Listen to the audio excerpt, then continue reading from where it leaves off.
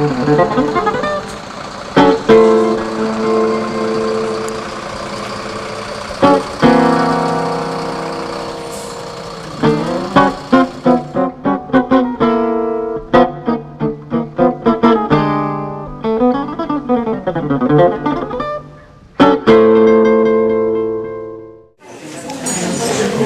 c'est là qu'un jour, Adolphe Raouz, qui était le propriétaire de ce restaurant, de ce café, il y avait de gigantesques platanes. Et il y avait quelques tables au fond.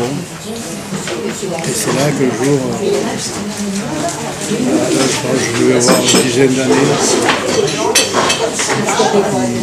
il me dit, regarde, petit, il s'accroupit à côté de moi, il me dit, tu vois les 3 hommes? Il me dit, celui de gauche, c'était un grand résistant, un grand poète, 2 chocolats, comme ça. Ça va? Et il dit, tu vois, celui de gauche, c'est un grand résistant, un grand poète. Il s'appelle René Char. Il a fait beaucoup de misère aux Allemands. Celui du milieu, c'est un des très grands éditeurs, des plus grands éditeurs de Paris. C'est M. Gallimard. Et celui de droite, c'est aussi un grand poète, un grand résistant. Il s'appelle Albert Camus. Regardez-les bien, petit. Peut-être que tu les reverras jamais plus. Ce qui était tout à fait exact. Je les ai jamais plus revus. Ensemble, j'ai revu René Char plusieurs fois, parce qu'après, il m'a reçu. J'allais le voir. C'est chaque fois que je viens. Pendant 4-5 ans, il me recevait au Buscla. C'était très... Je l'écoutais, en fait. Je l'écoutais parler. Il m'appelait son espion de Paris. Vous êtes mon espion.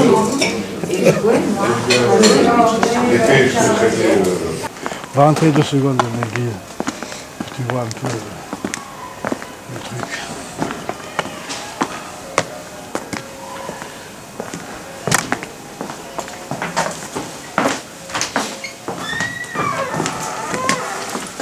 Voilà l'église, j'ai fait l'enfant de cœur ici.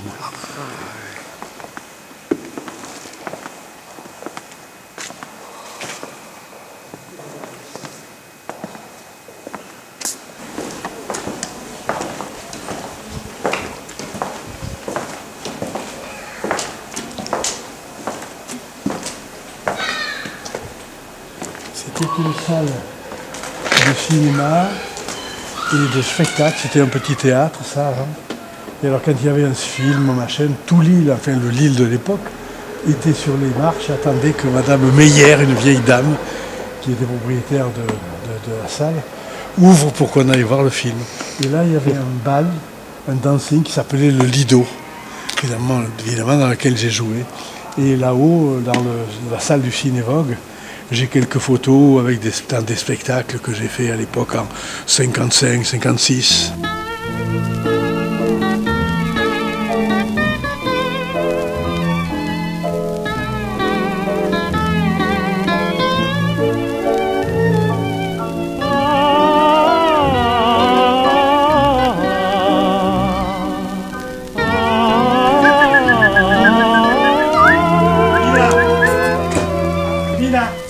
Attrapez-la.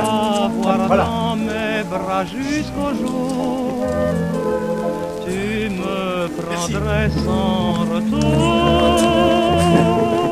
Qu'importe après s'il me faut souffrir. Ça va être le film du siècle. Pour une nuit de chérie.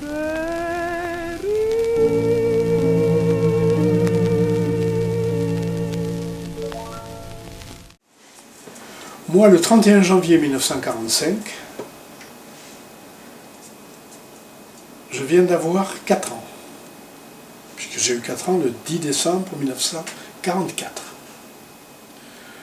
Le 31 janvier 1945, il se passe un événement banal. C'est qu'il y a un connard de légionnaire qui se fait amputer du bras gauche à la bataille pour la libération de Colmar. Il lui reste un moignon de 18 cm, de 15 cm à la main gauche. Et il se trouve que ce connard de légionnaire, c'était mon père. Et il se trouve qu'au début des années 50, en 52 peut-être, 52, 53, un copain lui donne une guitare. Moi, j'en avais jamais vu de guitare. Je ne sais pas ce que c'est une guitare. Et je me dis, merde, c'est quoi ça? Et il la met derrière mon meuble. Et tous les soirs, quand je rentrais de l'école, je regardais s'il y avait la guitare. Un jour, je rentre, il n'y a plus de guitare. Putain, je cherche de partout. Je dis, ah, où est la guitare? Il m'a dit, il est là, il est en bas dans la cour. Je fais ça et je vois mon père dans l'atelier de menuiserie de mon grand-père, il avait fixé la guitare par un étau, et il s'était fabriqué une espèce de moignon avec un truc articulé. Il pensait qu'il allait pouvoir jouer de la guitare hawaïenne, qu'il pouvait aller pouvoir jouer, mais son moignon était trop court, il était 15 cm, il ne pouvait rien faire. Et il peut pas jouer. Alors il me voit, il me dit, fous le camp, il est fou de rage, il est en rage, ce mec, il est en sueur, il était professeur de culture physique à la Légion étrangère quand même. Tu vois, c'est... Bon, bref.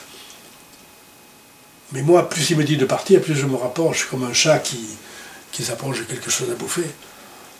Et il finit par... il regarde la guitare, il me regarde, il me regarde.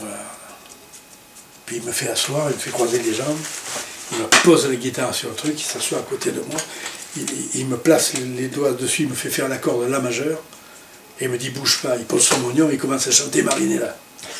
Marinella, reste encore dans mes bras, avec toi je veux jusqu'au... Et là il s'arrête. Parce que là il fallait changer d'accord. Et là il a l'intelligence et la sagesse, ou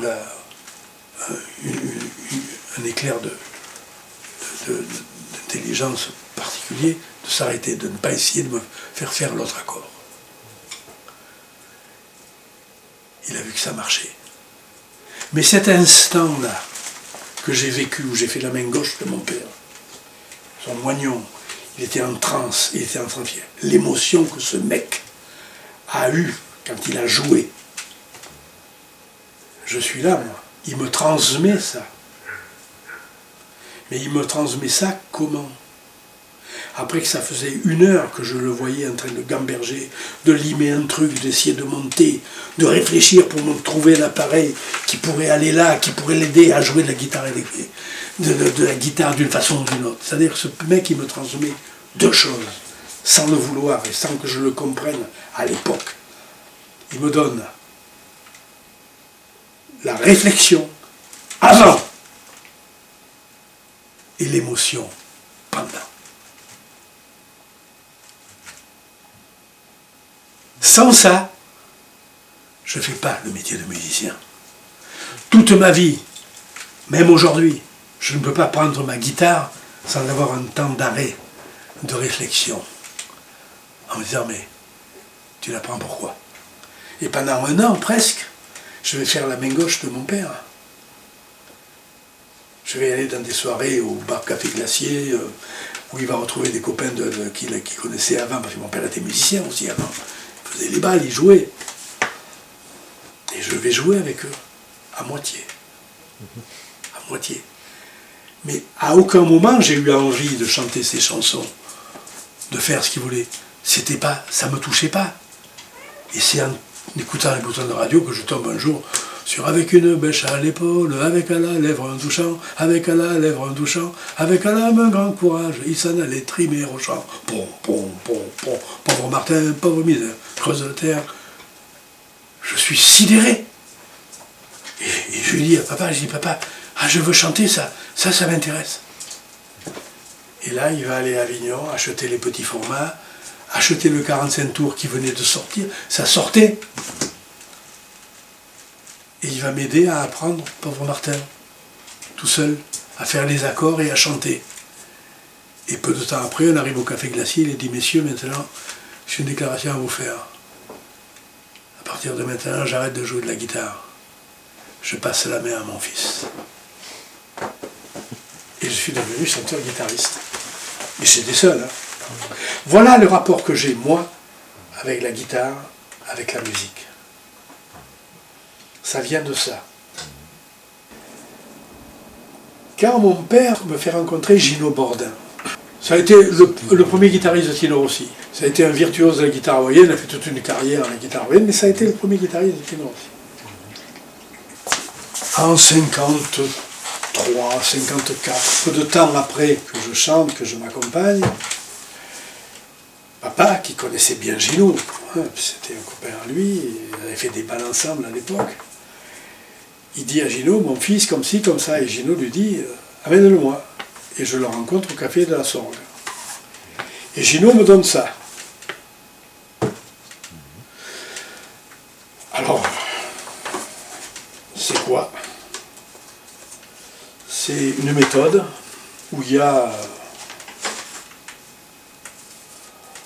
a 16 planches. Et chaque planche est imprimée et il y a des trous. Et il y a un curseur, il y a un appareil comme ça. On glisse la planche dans les trous. On a ça. Alors c'est extraordinaire ça. Ça paraît anodin. C'est rien du tout. Gino m'explique ça avec ses mots à l'époque, le machin. Puis il me dit, quand tu auras compris que la guitare, c'est ça, tu auras fait un grand pas sur la compréhension de cet instrument. Et mon Gino, quand il me remet à la méthode, il dit à papa, il dit dans un an, quand il aura appris ça par cœur, dans un an, on reparlera. Et Gino revient 6 mois après. Et il dit à papa, il dit alors, la méthode, où il en est? Et mon père a dit, il a tout fait, il la connaît par cœur. Alors je lui ai dit, c'est pas possible. Il dit, si, il dit, non seulement il la connaît par cœur, mais il a continué, il a fait ses planches à lui, ses trous, ses machins, il a développé. Je lui ai dit, amène-le-moi. Je suis arrivé devant lui et je lui ai dit comment j'ai raisonné, ce que j'ai fait. Et il dit à mon père, il n'a plus besoin de personne. La guitare, il a compris la guitare mieux que moi je la connais. Ce qui est faux, parce qu'il m'a aidé, il m'a encore apporté des choses, cet homme. J'étais une petite vedette ici. Je passais à la télévision Marseille-Provence, je passais sur les ondes de la Radio Marseille. Enfin, et je dis à papa, je ne veux plus aller au lycée, je veux arrêter, ça ne m'intéresse pas. Et je veux monter à Paris, parce que je veux apprendre le métier d'artiste. Je veux apprendre le métier d'artiste. Alors il en parle beaucoup avec ma mère, et puis il prend la décision de me mener à Paris. Il me mène à Paris un jour. Il me loue une chambre d'hôtel pour un mois, je crois, oui. Il me laisse un peu d'argent de poche. Il me dit maintenant, tu te débrouilles. Au revoir mon fils. Et je me suis retrouvé tout seul sur Paris comme ça. C'est grand Paris. C'est très grand et c'est impressionnant pour un provençal de mon espèce. Il avait une amie d'enfance qui s'appelait Marfisa, qui était une chanteuse corse, qui connaissait tout le milieu relationnel corse à Paris, qui était une artiste. Il m'y a effectivement présenté et Marfisa m'a un peu prise sous son aile. Et Marfisa me fait faire des émissions de radio où elle lisait des textes sur la Corse, qu'elle écrivait sur la Corse, pour l'Amérique du Sud, pour les francophones d'Amérique du Sud. Et elle me demandait de faire de la musique de fond sur ces textes, qui étaient dactylographiés, et j'ai commencé à improviser de la musique comme ça, et à accompagner quelques chansons de Marfisa. J'ai accompagné quelques artistes corses qui étaient de ses amis dans des cabarets corses. Il y avait un son des guitares, un cabaret qui s'appelait le Son des guitares à Paris, qui était un cabaret corse. Et donc j'ai navigué un petit peu comme ça, par-ci, comme-ci. Quand je manquais d'argent, j'étais un peu à court d'argent, j'allais aux halles et j'aidais à décharger des camions de salade, par exemple. Je ne déchargeais pas des camions de pommes de terre, je ne pouvais pas, c'était trop lourd. Mais c'était facile, il me suffisait d'aller aux halles, de rentrer dans la rue principale des halles. Tous les camions se déchargeaient, il y avait toujours un camionneur qui disait « Petit, tu veux gagner une pièce ?» Tu n'avais pas besoin de demander. C'était vraiment comme ça. Et puis Marfisa a informé mon père que Bobino, le théâtre de Bobino, venait de monter un conservatoire de la chanson populaire. Et papa est monté pour me présenter et passer l'audition devant Maurice Poggi. J'ai passé l'audition et c'est là qu'il a dit à mon père « Vous savez aussi bien que moi que personne ne transformera votre fils en chanteur de charme, mais je le garde parce que c'est la première fois que j'entends quelqu'un qui chante pour accompagner sa guitare. »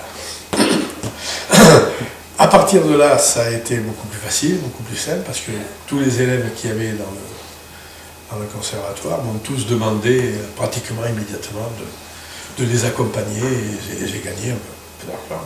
Il y avait un très très très bon prof de chant qui s'appelait Lucienne Dugard, et c'est elle qui avait enregistré la version française de « Un jour mon prince viendra », Blanche-Neige et les sept nains.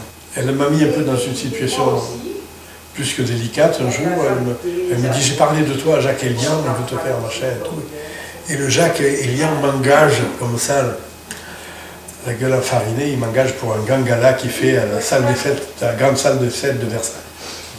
Je ne réalise pas du tout là où je vais mettre les pieds. Et je me trouve donc dans cette grande salle, Lucienne me présente à Jacques Elian, il me mène en voiture, tout ça. Jacques très... Il avait des gens qui lui montaient sur l'orchestre, tout ça, qui montaient les pupitres, tout le truc, et il dit voilà, vous vous installerez là, ne vous inquiétez pas, tout va bien se passer. J'ai ma guitare de chanteur, tu vois, je suis vraiment... c'est vraiment le mouton noir, ou le cygne noir.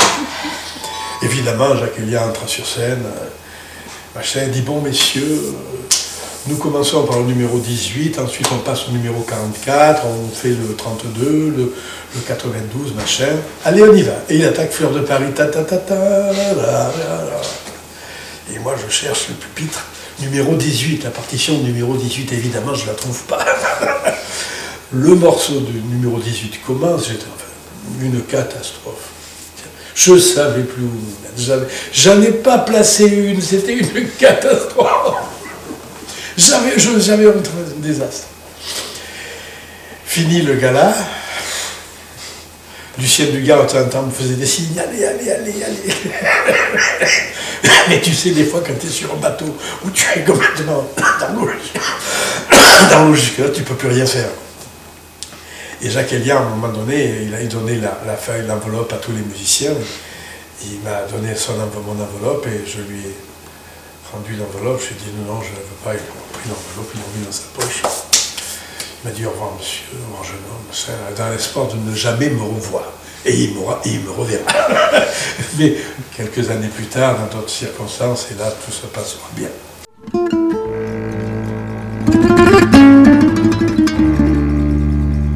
Tout bascule quand Matelot Ferré vient me chercher. Poggi m'a dit, Jean-Marie, voilà, monsieur Matelot a besoin d'un garçon qui soit jeune, qui chante des chansons françaises, qui présente bien, et surtout qui soit pas maladroit à la guitare. Je crois que c'est votre cas. Voilà. Et c'est là qu'il me dit, vous savez, dans ce métier, il y a des occasions à ne pas manquer, il y a des choses, machin, et ça ne se présente pas deux fois, il faut prendre la décision tout de suite, parce que c'est pour commencer avec lui ce soir. Et moi, j'étais pas très chaud, hein, parce que je venais de me prendre une douche avec Jacques Elian, tu vois, c'était encore bien frais dans ma mémoire, quoi, tu vois. Et puis quand je suis remonté, quand j'ai quitté, c'était en tout début d'après-midi, quand j'ai quitté donc Bobino, que je suis arrivé chez Dimoro, que je lui ai expliqué, il y a un type, matelot, qui me dit Matelot Ferré. Je dis oui, ça doit être ça. Il me dit bon, formidable, vous faites, tu vois, tout ça. Et que je suis rentré dans ma chambre, j'avais quelques disques, hein, j'avais un disque de Ellington, un disque de Django, des 30 cm. Et j'ai pris un disque de Django, je l'avais 2 ou 3, et j'ai regardé derrière s'il y avait des noms ferrés. Et il y en avait plein. Et je me suis dit, oh là là, tu t'es peut-être encore mis dans un guêpier, tu vois, j'avais vraiment la trouille, quoi. Et quand j'ai vu Matelot jouer, commencer à jouer, j'ai pris peur, j'avais jamais vu un guitariste, donc je ne savais pas ce que c'était. Les doigts volés, j'entends un truc absolument... C'est là, j'enlève ma guitare. Matelot me dit, qu'est-ce que tu fais, fiston? Je m'en vais, ça va pas. Et il m'a dit, non, reste là, chante.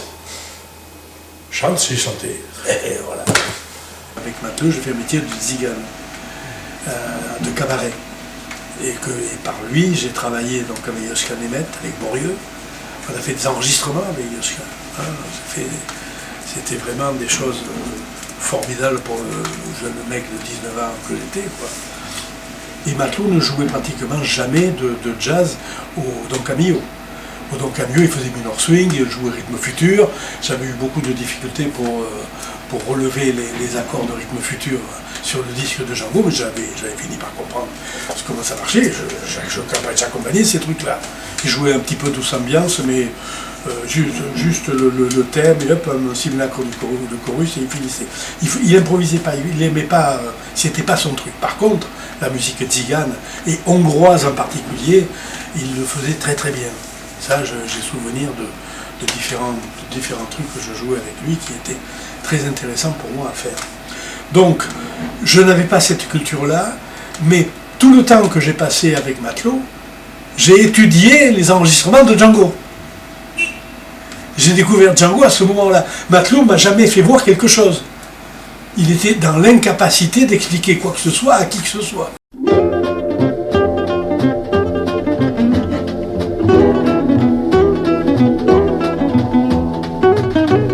Le train sifflera 3 fois, premier coup de sifflet.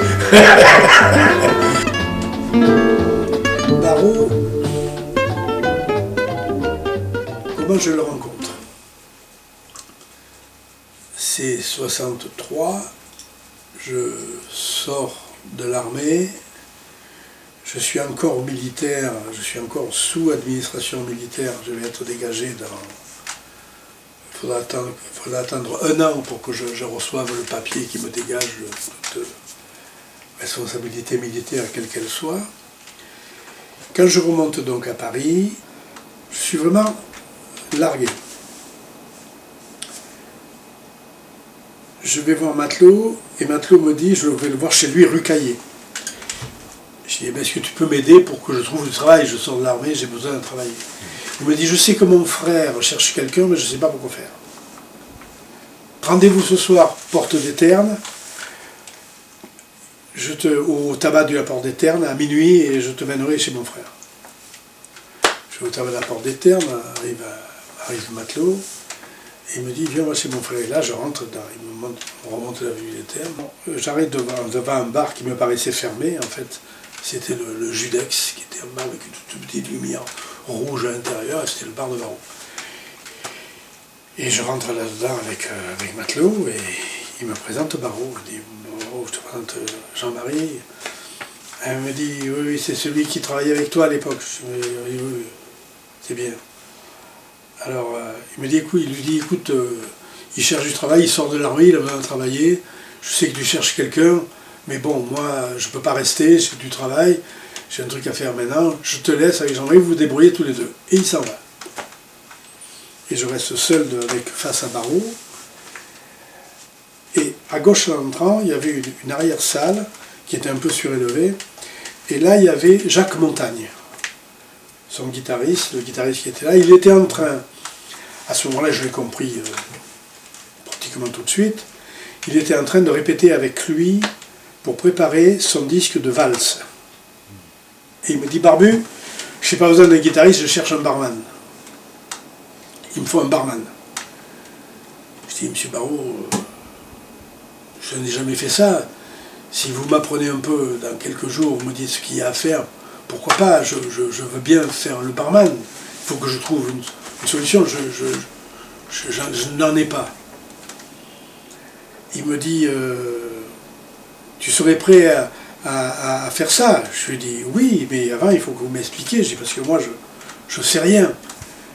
Je lui dis, quand est-ce qu'on peut commencer, si vous voulez, quand est-ce que vous me commencez à m'apprendre pour voir, pour qu'on envisage quand est-ce que vous pourrez m'engager. Il me dit, Barbu, tu viens de commencer. Je dis, comment ça, je viens de commencer? Oui, tu es engagé là-dessus, le champ. Il me dit, va dans la pièce au fond, tu trouveras une veste blanche derrière le truc, tu poses ton blouson, j'avais un blouson d'aviateur, tu poses ton blouson et tu mets la veste blanche. À cette époque, j'étais toujours en pantalon noir, chemise blanche et blouson d'aviateur. Donc je pose mon blouson, je mets la veste blanche et elle m'allait bien. Bon. Et je rentre derrière le bar, il me mène derrière le bar, il me dit, bon, je t'explique l'essentiel. L'essentiel, et après le reste, je te le ferai au fur et à mesure. Il me dit, quand je te demande un Chivas spécial, tu me sors cette bouteille-là, et tu la sers qu'à moi. Il me dit, c'est du thé. Tu ne sers pas ça, c'est mon spécial, tu me sers qu'à moi. D'accord? Il me dit, c'est tout ce que tu as à savoir. Et il me dit, en cas qu'il y ait une descente des Condés, je comprends que les Condés, c'est les flics. En cas qu'il y ait une descente des Condés, tu restes derrière le bar. Quoi qu'il arrive, tu ne bouges pas de derrière le bar. Là, tu ne risques rien. Voilà comment je suis engagé. Voilà comment je suis engagé barman chez Barreau. Je ne sais pas faire servir un martini, je sais rien. Et encore moins les cocktails. Et à ce moment-là, il était en train d'écouter, quand on est rentré, il était en train d'écouter un disque de Segovia qui jouait la chaconne. La chaconne de Bach que Segovia avait adapté très bien d'ailleurs. C'est une très belle adaptation de Segovia de cette œuvre de Bach. Alors je me mets derrière le bar, je m'assois, je regarde et il me dit, Barbu, il me dit, est-ce que tu connais les accords du nouveau morceau là, qui est à la mode, là, que chante Ray Charles? Je lui dis, Georgia on my mind. Il me dit, voilà. Il me dit, est-ce que tu connais les accords de ce morceau, de ce nouveau morceau? Je dis, oui, bien sûr. Il me dit, fais-moi les voir. Alors je sors du bar, il me donne sa Selmer, il avait une Selmer. Il me dit, fais-moi voir. Alors je prends sa guitare, je lui fais les accords, et je lui fredonne l'air, je lui change. Il me regarde comme ça. Et là, Montagne s'approche et entend, je vois, là, je découvre que c'est Montagne. Parce que je l'avais vu, je crois, une fois avec Matelot à l'époque. Il fait la moue comme ça, puis il me dit, c'est marrant, hein. Mais nous, en 37, avec le quintet, on ne faisait pas ça du tout. Et je lui dis, je sais. Il me dit, comment tu sais? Je dis, je sais que vous ne faisiez pas ça. Parce que j'ai l'enregistrement, c'est avec le chanteur noir. Il dit, oui, c'est ça. Alors il prend la guitare et il se tourne vers Montagne, il dit, nous on faisait ça. Et il fait les accords qu'il fait. Et à un moment donné, je lui dis, non, monsieur Barreau, ça non, cet accord non. Alors il me regarde, il me dit, tu te fous de ma gueule, Barbu. Tu n'y étais pas, toi. Comment tu peux savoir que c'était pas l'accord? Je dis, non, monsieur Barreau, c'était pas cet accord-là que vous faisiez.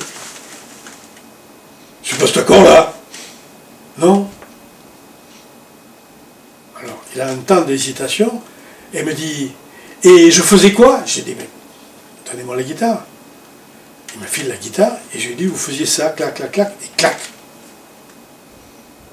Il regarde, il est complètement sidéré, il me prend la guitare, il me dit, retourne derrière le bar. Je retourne derrière le bar, Montagne file au fond du truc, sur les banquettes du fond, et Barreau était toujours en train de fumer, cigarette sur cigarette. Et là, il allume une cigarette. Et je le sens qu'il gamberge comme un fou, vraiment. Il s'approche de moi, il me dit, Barbu, Je me suis pas trompé. J'ai oublié, c'est pas pareil.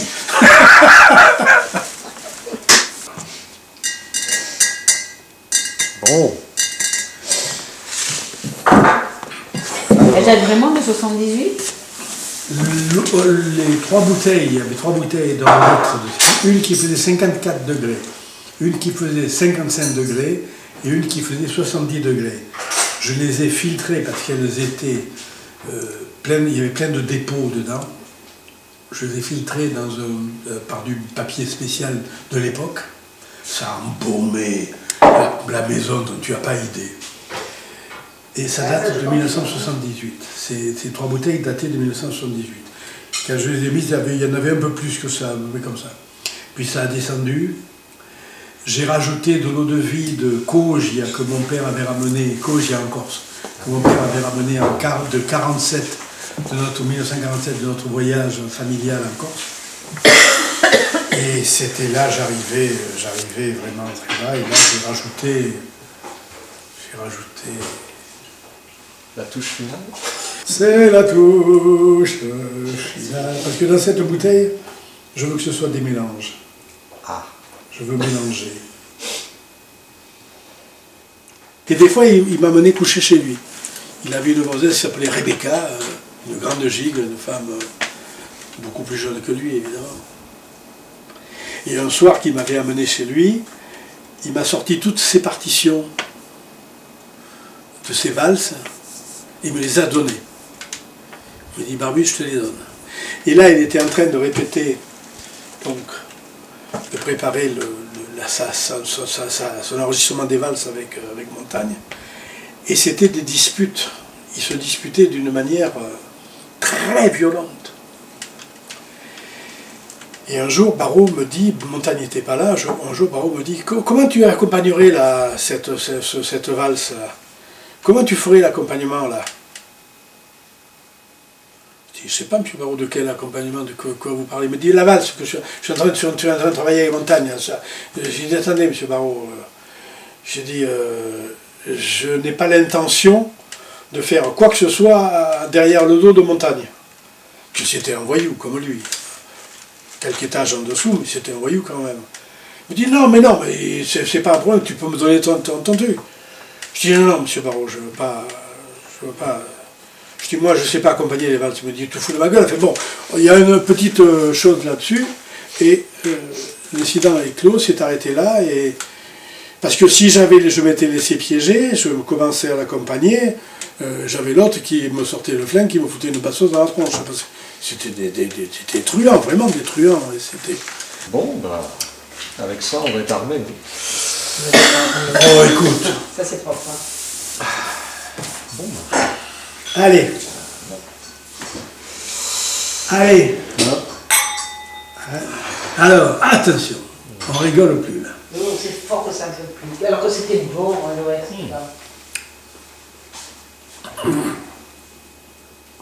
Faut dire que c'est une boisson d'homme. Quoi? J'ai connu une polonaise qui en prenait tous les jours. Absolument. C'est quoi le Ah, c'était des trucs absolument insensés. Le jour où je suis, alors là je suis barman encore. Je suis encore barman. Il y a ce jour-là quelques gitans qui sont là, il y en a quelques-uns qui sont là. Arrive Elek Baksik, rentre Elek Baksik. Il s'est mis dans cette salle hein, qui était un peu sur mon palais de marche, dans ce truc-là. Et ils se sont mis à jouer. Et à jouer tout le répertoire classique de l'époque, quoi. Tous les saucissons, tous les tubes du jazz de l'époque. Et mon Baksik, il joue, son machin. Puis au bout d'un moment, le Elek, il dit « Ah, vous allez quand même pouvoir jouer un peu des morceaux à moi, des morceaux de mon disque, ce truc, mais il n'y a personne qui peut m'accompagner. » Et Barrault est assis, il dit « Si, il y a quelqu'un qui peut t'accompagner. » Alors il dit « Comment ça, il n'y a personne ?» Il dit « Si, le barman. » Alors Baksik, il me regarde, j'avais le bouc, hein, toujours, lui aussi il avait le bouc. Et il éclate de rire. Il dit « Le barman. » Barrault dit « Le barman. » Barbu, viens accompagner Baki, viens accompagner Bachiche. Il appelé Bachiche aussi. Je viens. Et j'accompagne donc Baksik. C'était l'époque où il venait de sortir Tech 5, Trouble Rondo, Lature, Opus de Funk, tous ces trucs-là, que j'avais travaillé un petit peu, quoi, sans grande difficulté. Et donc j'ai accompagné Baksik dans ces morceaux-là. Et Baksik, à la fin de la soirée, je crois que j'ai accompagné pratiquement tout son disque, il me dit « C'est dommage que je ne t'ai pas rencontré avant. » Parce que j'aurais pas fait mon disque en playback. Ça m'a fait plaisir. Et Barreau, il me dit, retourne derrière le bar. C'est te dire, là je te raconte les anecdotes celles qui sont les plus positives pour Barreau, parce que c'était un véritable voyou. C'était vraiment difficile. Un jour, j'ouvrais le bar assez tôt, vers les 5 heures de l'après-midi, c'était l'été, et il y avait son fils qui était en terrasse appuyé contre le truc avec, comment il s'appelait, Néné, je crois, un guitariste qui s'appelait Néné, un type de sa génération, un jeune. Et Barreau était à l'intérieur du bar, la porte était ouverte, il était à l'intérieur du bar, il était assis comme ça contre la vitre, c'est-à-dire ils étaient dos à dos, la vitre, l'extérieur séparé. Et Néné et son fils parlaient de musique, de guitare, de jazz, tout ça. Et à un moment donné, ils se sont mis à parler de Django, de ci, de ça. Et Néné, à un moment donné dans la conversation, dit à son fils à côté, il dit « Oh, Django, Django, Django, toujours Django, oh !» Comme ça. Barreau a sauté de sa chaise, il a fait demi-tour, c'est devant Néné, il lui a filé 2 gifles, il dit « Fous le camp, petit con, je veux plus te voir chez moi, fous le camp, fous le camp !» Et l'autre, il est parti comme s'il avait une meute de chien au cul. Et il est rentré dans le bar, il a dit Django, Django, Django, Django. Ah ben merde alors. Tu vois, il était vraiment, si tu veux, le seul truc d'honnête qu'il avait, c'était ça. Vis-à-vis de Django, il était intraitable. Il était intraitable. Et je n'ose pas imaginer ce que ce mec-là dirait aujourd'hui du jazz manouche. C'est même pas la peine de penser ce genre de truc.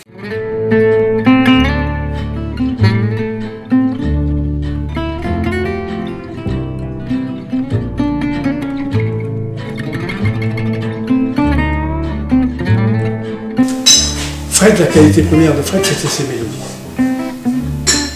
Fred faisait des mélodies, faisait des chansons.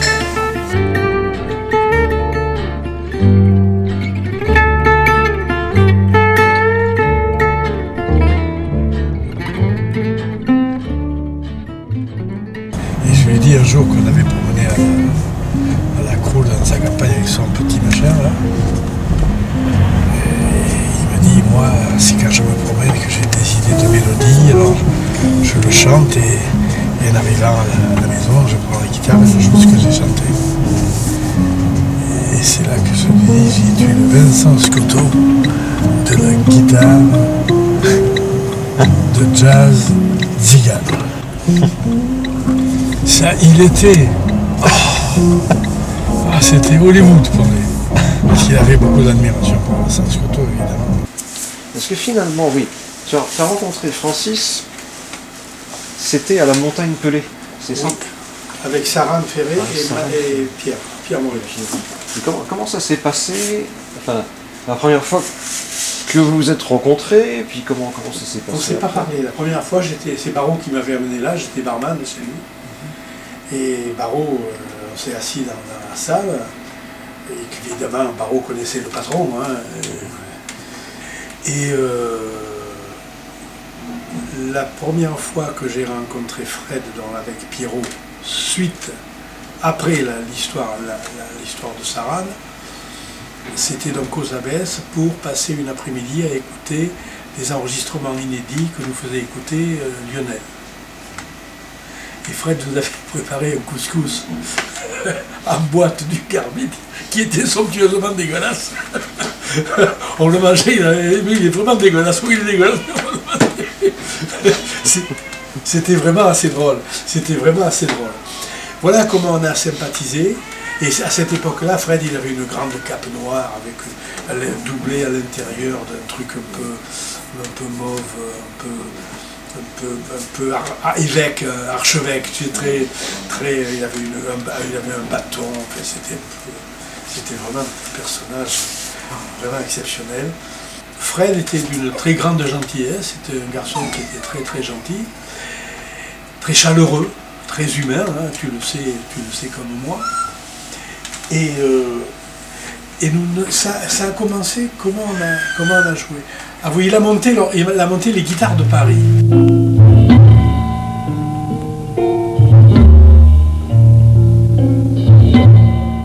Et là, on a joué, enregistré sous les ponts de Paris, on a fait cet enregistrement, et il m'avait demandé de faire des arrangements, mais oraux, hein, sur ça. Et donc, à l'enregistrement, je leur ai dit, bon, tu fais ça, et c'était un arrangement oral, comme j'ai fait d'ailleurs dans l'Infini Voyage. Je veux dire, on en avait parlé un petit peu avant, mais c'est oral. Hein.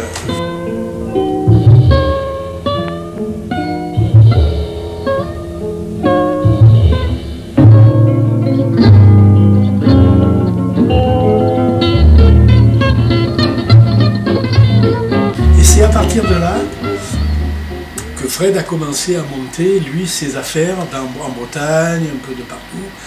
Et de temps en temps, il faisait appel à mes services pour renforcer, selon l'importance des galas qu'il avait. En Bretagne, il m'a plusieurs fois fait appel. Alors à ce moment-là, moi je ne conduisais pas. J'avais pas de voiture, ça remonte à loin. Et il me donnait rendez-vous, je prenais le train, je descendais à la gare de Tours par exemple, et il m'attendait donc avec sa Mercedes, il avait une vieille Mercedes, gros machin. Et je vois cette Mercedes, je lui dis c'est ta bagnole, il me dit oui, il me dit elle est neuve. Je dis elle est neuve. Je dis elle a combien de kilomètres? Il me dit elle est neuve, elle a 350 000 kilomètres, c'est neuf. Il avait rentré cette année, elle est partie. Alors, il roulait à 60 km/h avec sa bagnole. C'était épique, c'était vraiment quelque chose d'absolument épique. Il m'a fait coucher dans des hôtels absolument invraisemblables. Il m'a fait manger dans des restaurants. Mais c'était pas possible. Tu t'es dit, mais comment il va? Je veux dire, c'est des trucs absolument de folie. Presque des trucs de clochard. Hein. Fred, il était vraiment très particulier. Il m'a fait jouer dans des trucs. Un jour, il m'amène. Un jour, il me fait faire. On va dans les Pyrénées. Dans les Pyrénées, à une station de sport d'hiver. Une grande station de sport d'hiver qu'il y a dans les Pyrénées. Je ne me rappelle pas le nom de cette station. Je lui dis, qu'est-ce que... On va jouer là. Il me dit, oui, on va se débrouiller. Oui, il faut que je joue quand les skieurs ils arrivent. Il faut que je dis, quand les skieurs ils arrivent, je dis, attends, les skieurs, ils viennent là pour skier. Hein. Ils portent leurs skis, ils ont des godasses qui font un bruit, un boucan du diable, et ils sortent des pistes. Ils sortent des pistes, ils ont le ski, et ils s'arrêtent juste avant d'aller dans leur chambre, ils s'arrêtent pour boire un truc chaud. Et c'est là qu'ils voulaient qu'on joue. Je dis, mais tu es fou. Alors, il y avait un boucan, les mecs, les godasses, c'était un boucan impensable. Je dis, mais tu es fou. Je dis, en plus, il faisait froid, on se jouait. Il me dit, si, on va jouer. Alors, on a joué à un moment, mais dans l'indifférence générale, puisqu'ils ne sont pas là pour ça. Je veux dire, c'est pas possible. Et alors, les mecs qu'il avait engagés, ils étaient là. Je leur ai dit, attendez, les mecs, c'est de la connerie. Il me dit, oui, on ne s'était pas rendu compte de comment ça. Je dis, bon, ben ça, on plie, on dégage de là, on va aller chez vous. Et on va jouer chez vous entre nous. Mais lui, il riait tout le temps. Il était tout le temps, il riait. Fred, il riait tout le temps. un jour, il m'a invité, il m'a dit, il faut que tu viennes parce que j'ai besoin de toi pour faire un truc en Machère. Et il m'avait fait coucher dans ce château. Dans ce château, il vivait, lui, dans une caravane qui était à l'entrée du château, dans le parc du château.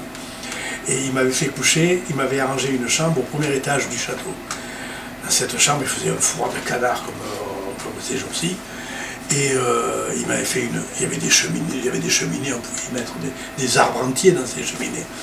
Alors, il m'avait fait un lit avec un baldaquin, enfin, c'était un truc de complètement de fou. Dans le courant de la nuit, j'avais tellement froid, c'était une horreur, je ne pouvais pas dormir, je suis descendu au rez-de-chaussée, parce qu'il avait fait une autre cheminée, il y avait une autre cheminée et il faisait plus chaud. Et j'avais passé la nuit dans le fauteuil au rez-de-chaussée. Et alors il sort de sa caravane et il me dit mais pourquoi tu... J'ai dit écoute Fred, en haut il faisait trop froid. J'ai dit il y a des courants d'air de partout. Et là il me dit ça avec un aplomb et une gentillesse comme ça. Il me dit mais les derniers travaux qu'il y a eu dans le château c'est pour la venue de Louis XI. Je dis oui, d'accord, je comprends bien. Je veux dire, c'était très... Et c'est à ce moment-là que Kate était rentrée à l'Institut Pasteur et Kate lui a mené des souris de l'Institut Pasteur et il faisait des lâchers de souris pour ses chats. Il y avait des chats de partout. Il lâchait des... C'était absolument... Mais des trucs monstrueux, monstrueux. Notre famille tzigane a commencé par allumer au milieu de la prairie un grand feu pour se réchauffer, bien sûr, mais peut-être pour faire rôtir le niglo qui en langue romanesque est quoi donc? Viande de quoi, monsieur? Non, le niglo, c'est le petit hérisson que mangeait Tzigane. Je pense que c'est aux alentours des années 80 qu'il a commencé à faire ces trucs avec les dessins, avec le tableau et les dessins. Je crois que c'est aux alentours. Dans les écoles. Dans les écoles, oui. Mais qu'il a commencé à mettre sur scène son tableau avec les feuilles et qu'il commençait à dessiner ça. Et ça,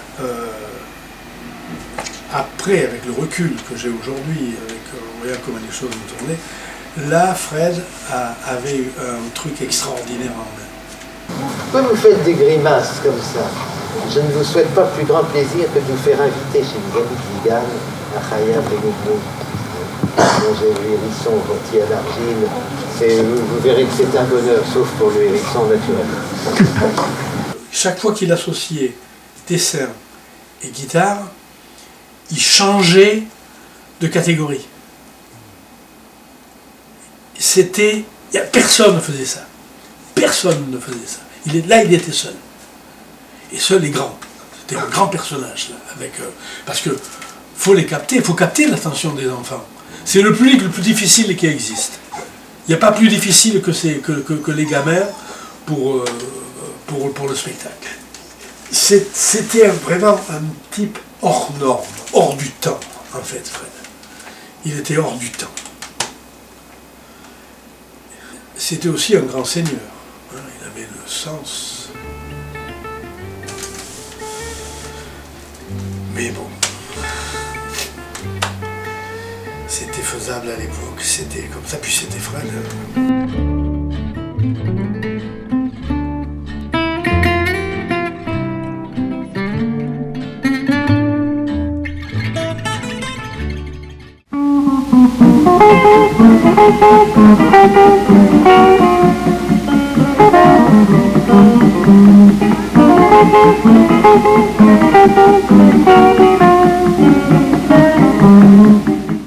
Alors, comment je rencontre Rousseau?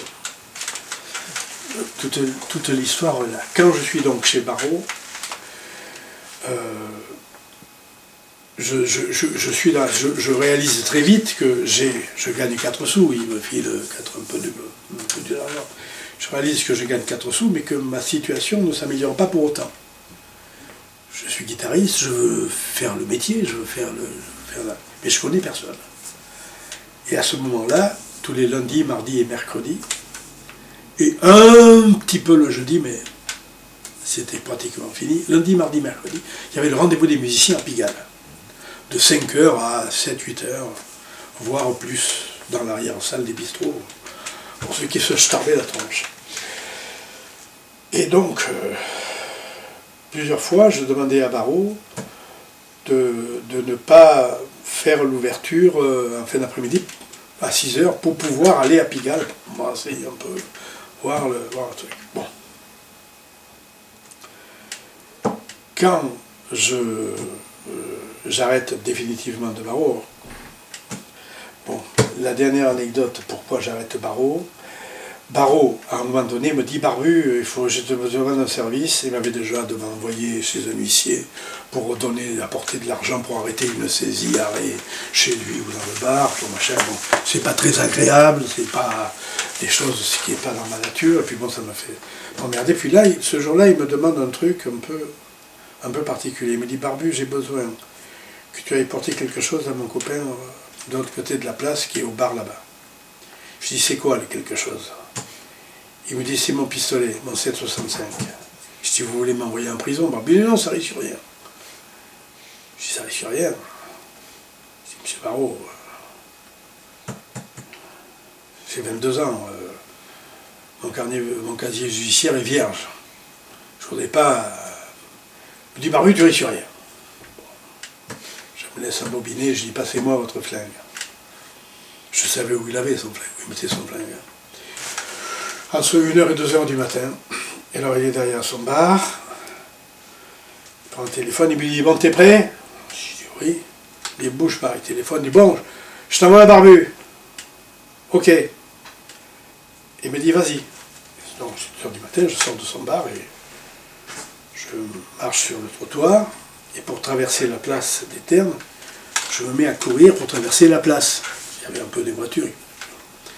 Arrivé au milieu de la place, flac, 3-4 voitures de flics m'encadrent, met en l'air, et il me fouille.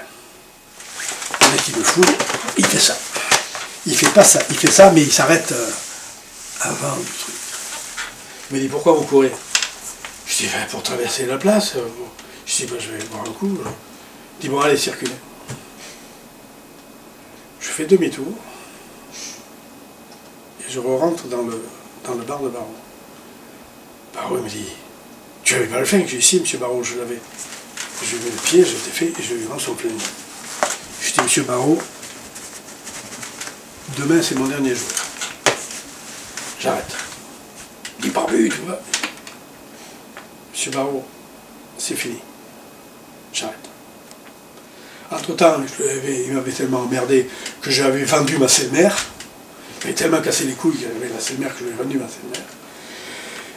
Qui m'a payé au lance-pierre, il n'a pas fini de me la payer, puis il ne me la paiera jamais maintenant. Bon, bref, c'est fini.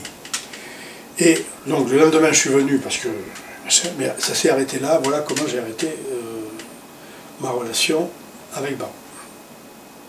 Donc je vais à Pigalle, et là je connais personne. Alors, il y a un monde de fou, parce que les voitures ne passaient pas, tellement il y avait de monde. Hein. Et là, je vois un groupe de...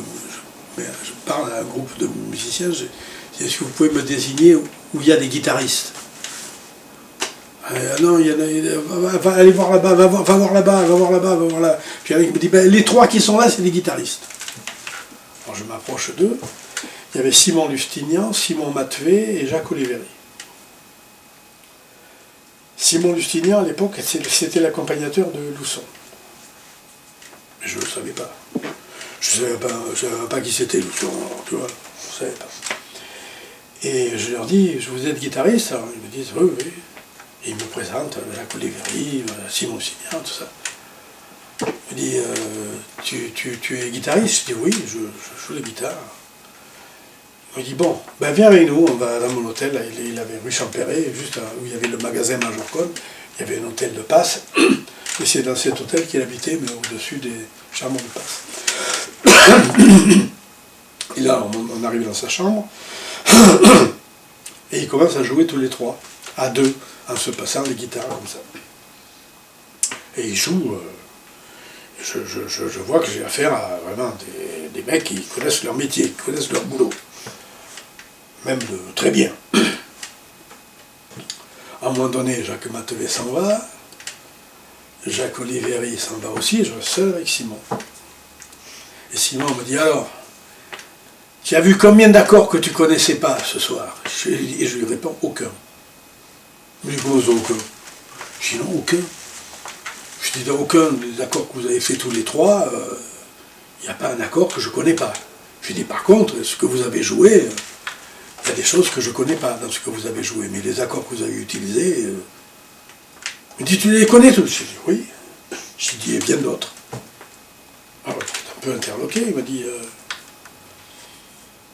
bon, on va voir. Il me file une guitare, il me dit, accompagne-moi, je ne me rappelle plus ce qu'il me fait accompagner. Je lui dis, ben, qu'est-ce que vous voulez que je fasse comme accord là? Faites-moi voir les accords que vous voulez que je fasse. Et il me fait les accords, on ne me rappelle plus le morceau, peu importe. Il me fait les accords qu'il veut que je... Et je l'accompagne. Il est un peu étonné, si tu veux, parce que malgré tout, Simon, il jouait, hein, il jouait on pourrait dire qu'il jouait un petit peu dans le style de Tal Farlow. Mais c'est ce truc-là, il faisait ça. Et c'est un spécialiste de la musique tzigane, la musique folklorique russe, enfin, il parlait 4 ou 5 langues, il avait été déporté à Buchenwald, il avait fait l'armée en Israël parce qu'il était juif, enfin, c'est un type qui avait de la bouteille, hein, il avait vraiment beaucoup de bouteilles, beaucoup d'expérience. Il était un petit peu étonné de la façon dont j'ai fait les accords, qu'il m'avait montré et comment je l'ai accompagné. Fini le morceau, il me dit, c'est pas mal. Et je lui dis, vous pouvez recommencer le morceau? Il me dit, oui, pourquoi faire?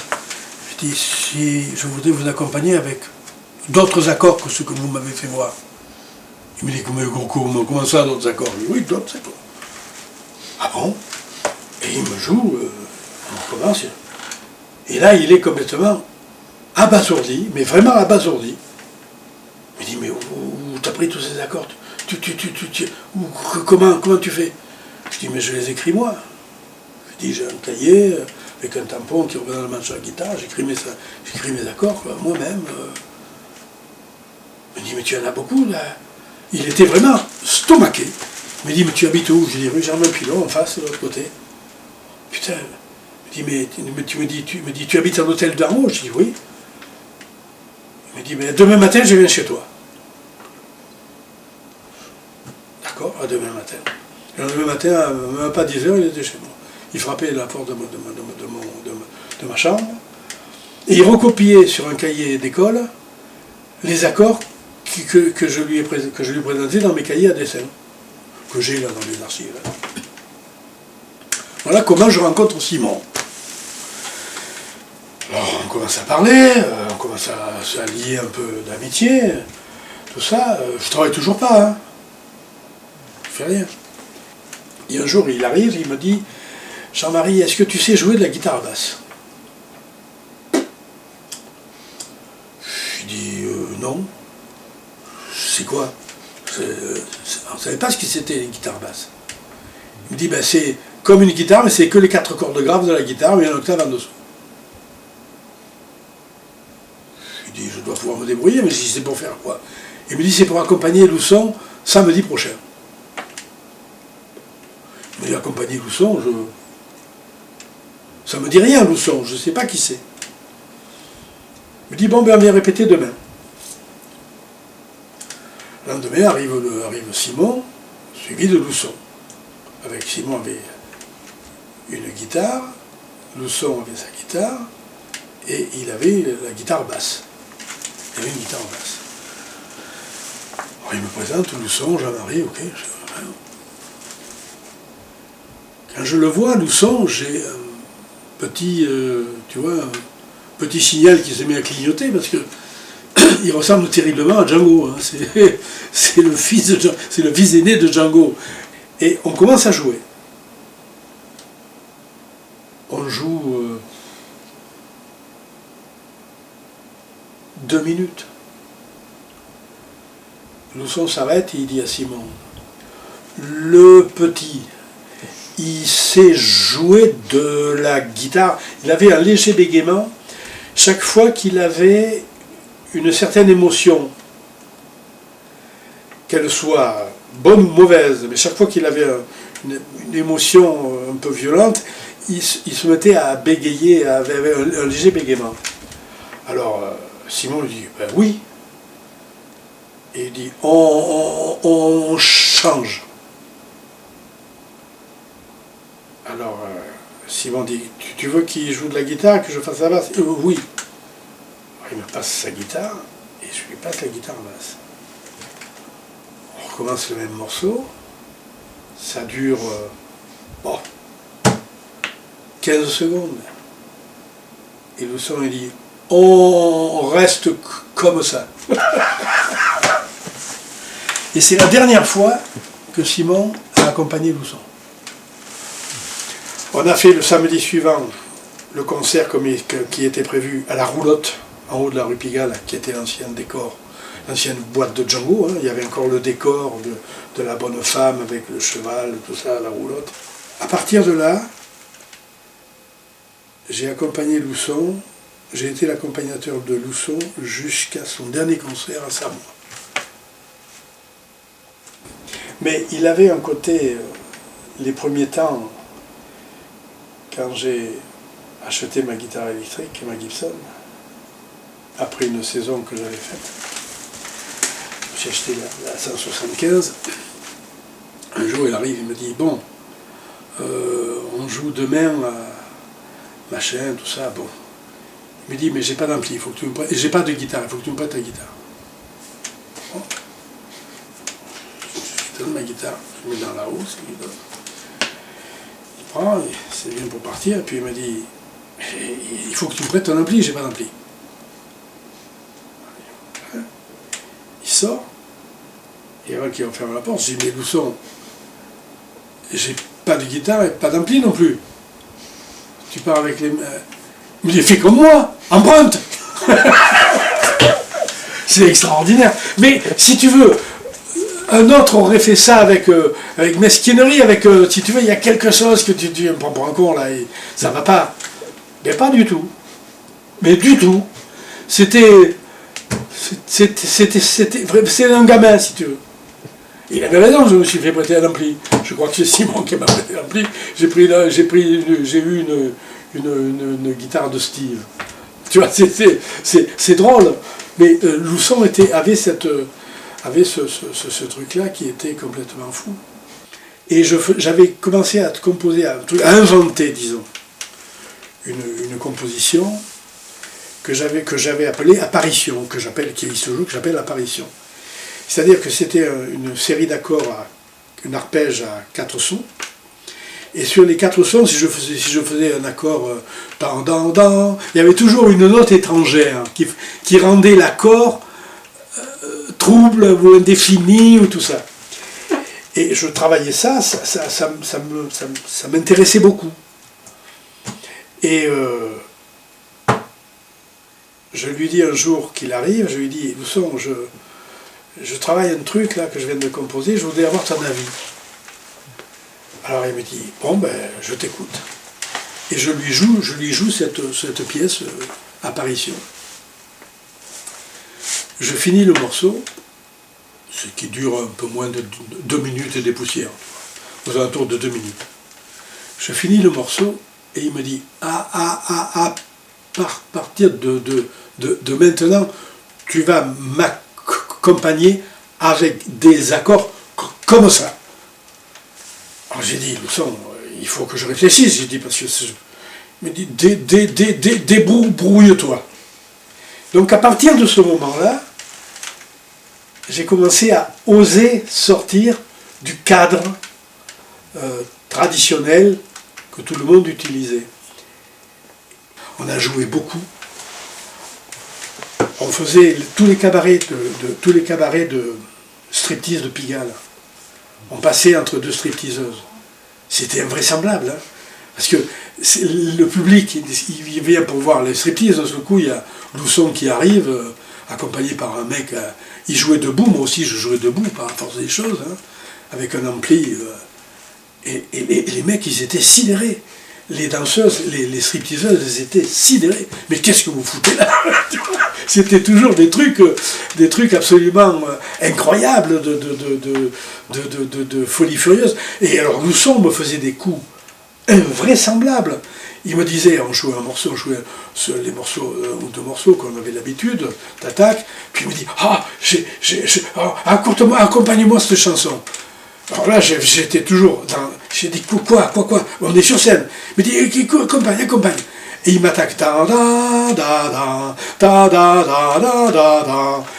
et Lousson, les tonalités, les machins, il s'en fout. Il m'a mis des fois dans des situations. Alors je lui dis après, Lousson, attends, si tu veux me rejouer ça, tu l'attaques là. Là. Il me dit, mais c'est bien. Mais je veux dire, c'est te dire, si tu veux, c'est vraiment un gamin. C'est vraiment un gamin de très très haute volée, tu vois, ce qui était. Jamais j'ai entendu Lousson faire une phrase qu'on pouvait imputer à son père. Jamais. C'est fou, hein. Lousson, c'était toujours quelque chose d'imprévu, toujours authentiquement beau. Il n'y a jamais un pâté, il n'y a jamais un canard, il n'y a jamais une fausse note, un faux truc. C'est toujours vrai, c'est toujours vrai et authentique.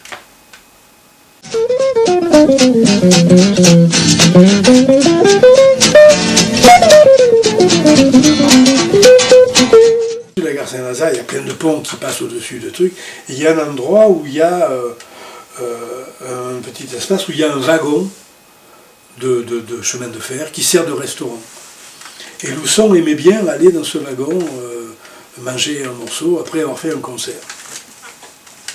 Et après un concert, on va dans ce wagon et donc il mange, tout ça, il était tout content, il avait bien joué, ce concert s'était bien passé. Il me dit, on va boire un coup chez Barrault. Moi, chaque fois qu'on prononçait le mot de Barrault, j'étais toujours un peu sur la méfiance, surtout venant de Lousson. Je dis, bon ben d'accord, on va chez Barrault. On prend un taxi et on va chez Barrault, on descend chez Barrault et on rentre chez Barrault. Et ce soir-là, concours aux circonstances malheureux pour moi, il y a pratiquement tous les gitans de Paris qui sont là, tous les guitaristes des gitans de Paris qui sont là, dans le son avec Montagne, ils sont tous là. Quand Lousson rentre, moi, Lousson rentre le premier, moi je marche, je suis derrière, je porte les deux guitares. Oh, Lousson, mon frère, oh, formidable, ils viennent, ils le félicitent, tout ça, tiens. Et il y en a un qui dit, oh putain, Lousson, viens avec nous, tu vas jouer, on va t'accompagner. Tu vois, dans les Landes. Et Lousson leur dit, quoi? Vous voulez m'accompagner? Ça ne vous a pas suffi d'assassiner mon père? Vous voulez m'assassiner moi? Vous voulez que je joue? Ok, Jean-Marie sort les guitares. Et il a joué. Et je l'ai accompagné. Tous les mecs qui étaient là, j'y étais pratiquement tous. S'ils avaient tous eu au lieu des yeux des mitraillettes, ma carrière s'arrêtait là, j'étais mort et enterré 100 fois. Lousson joue 3-4 morceaux, on place les guitares, moi je me mets au coin du bar, en espérant qu'on parte vite. Et Barrault s'approche. Barbu, t'es un enculé. Tu es un enculé, Barbu. Mais j'aimerais que mon fils y te ressemble.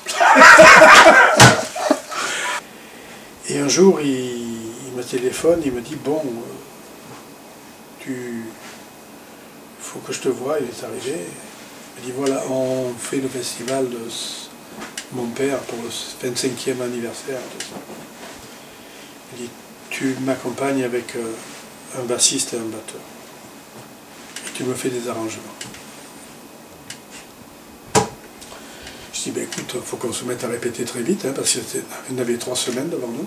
Non, 2. Oui, non, 3. Je lui dis, il faut qu'on se mette à répéter très vite, ne serait-ce que pour bloquer le répertoire. Il me dit, ben on commence demain. Alors, le lendemain, il arrive et on a commencé à jouer. Et là, j'avais à l'époque un petit magnétophone Sony, à cassette, qui me servait pour faire les cours. Et j'ai enregistré, grâce à ce magnétophone, les séances d'enregistrement, les séances de travail, disons, que j'ai fait avec Lousson. C'était très très très passionnant parce que lui savait qu'il allait représenter son père, qu'il allait jouer sur l'honneur de son père, et il était très ému. Et son émotion apparaissait dès le départ qu'on jouait. Et on n'était pas sur scène. Hein. Ça s'entend dans l'enregistrement, ça s'entend. On a déterminé à peu près le répertoire qu'il voulait. 6 morceaux, je crois. On a fait une première répétition pour la ligne générale. Le lendemain ou le surlendemain, une autre répétition, toujours tous les deux, pour confirmer ou infirmer le choix qu'il avait fait. Et une troisième et dernière répétition la semaine d'après, avec Pierrot et le batteur. Où le batteur jouait sur une chaise où j'avais mis une planche, et jouait sur la planche. Et Lousson jouait sur ma guitare électrique. Quand a eu lieu le concert à Samoa, il s'est posé une question au moment de commencer le concert. Il m'a dit, ils veulent que je passe en vedette, ils veulent me faire passer à la fin. Qu'est-ce que tu en penses? J'ai dit non. Je dis, si tu veux bien me laisser faire, tu commences pas, tu joues pas à la fin. C'est toi qui ouvres le festival. Tu commences. Il dit, tu veux me faire des... Je dis, oui, tu commences. Tu es le fils. C'est toi qui ouvres le festival. Je dis, tout le monde est disposé, tout le monde est frais, dispo. Ils sont là à la fin. Il y aura des mecs qui seront sous, qui en auront marre. Ils ont écouté des heures et des heures et des heures de musique. Ça ne vaudra plus un clou après. Il me dit, tu as raison. Tu vas leur dire. Je vois l'organisateur, je lui dis, Lousson, démarre le concert. Ah bon, mais sinon, il ouvre le concert. Alors, on fait le concert. Il a évidemment un succès formidable. Comment pourrait-il ne pas en avoir? Tout le monde rentre chez lui, puis tout le monde attend maintenant la retransmission à la télévision. Arrive le jour de la retransmission du concert, du 25e anniversaire, concert anniversaire de la mort de Django Reinhardt. L'émission commence. Pas de Lousson. L'émission continue. Pas de Lousson. Et le générique de fin se déroule sur la télévision. Je suis abasourdi. Je me dis, mais comment peuvent-ils faire une chose pareille? Je veux dire, c'est du fils, le festival de Django Reinhardt, c'est le fils qui joue. Il pouvait passer un morceau, quoi. Au moins. Je veux dire, c'était. Et là, le téléphone sonne. Pendant que le déroulé du générique final se fait sur l'écran, le téléphone sonne. Et j'ai Lousson au téléphone. Il dit, Jean-Marie, c'est tous des enculés. Ils n'ont pas le droit de faire ça à mon père. Personne ne me reverra. Plus jamais. Et il a raccroché. Et je ne l'ai plus jamais revu. Et personne n'a jamais revu. Il est revenu, je l'ai su par la bande après, par sa fille, qui m'a maintenant un petit peu parlé. Il est revenu 15 jours avant son décès. Il voulait mourir à Samoa, parce qu'il voulait être enterré avec son père. Et il est revenu mourir à Samoa.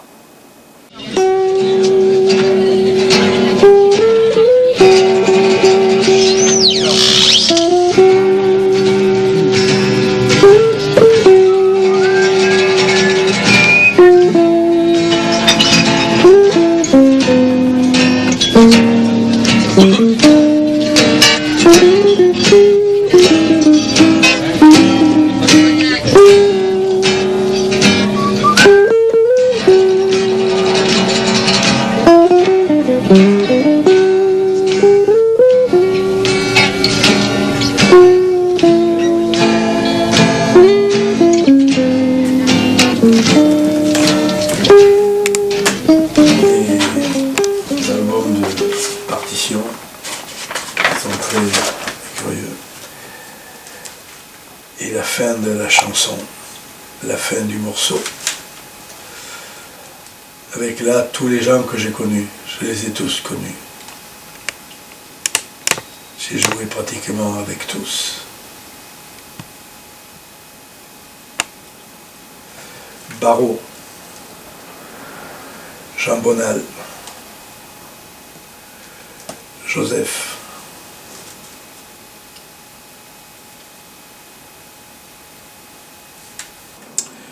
il était prévu donc la veille du concert de Samoa que Lousson joue chez Fernand, faire un bœuf. Donc il m'avait demandé de venir et Lousson a refusé de faire un bœuf avec quiconque. Lousson n'a joué qu'avec nous. Il a joué 2 ou 3 morceaux dans un silence plus que religieux. Lousson, moi, Joseph était là, la femme de Joseph était à côté. Joseph était très malade déjà. Puis Lousson finit de jouer, tout ça, tout va bien, machin. Moi, je place la guitare, machin. Et Lousson parle avec Joseph. J'entends pas ce qu'ils se disent, parce que Joseph parle très très bas. Très très bas.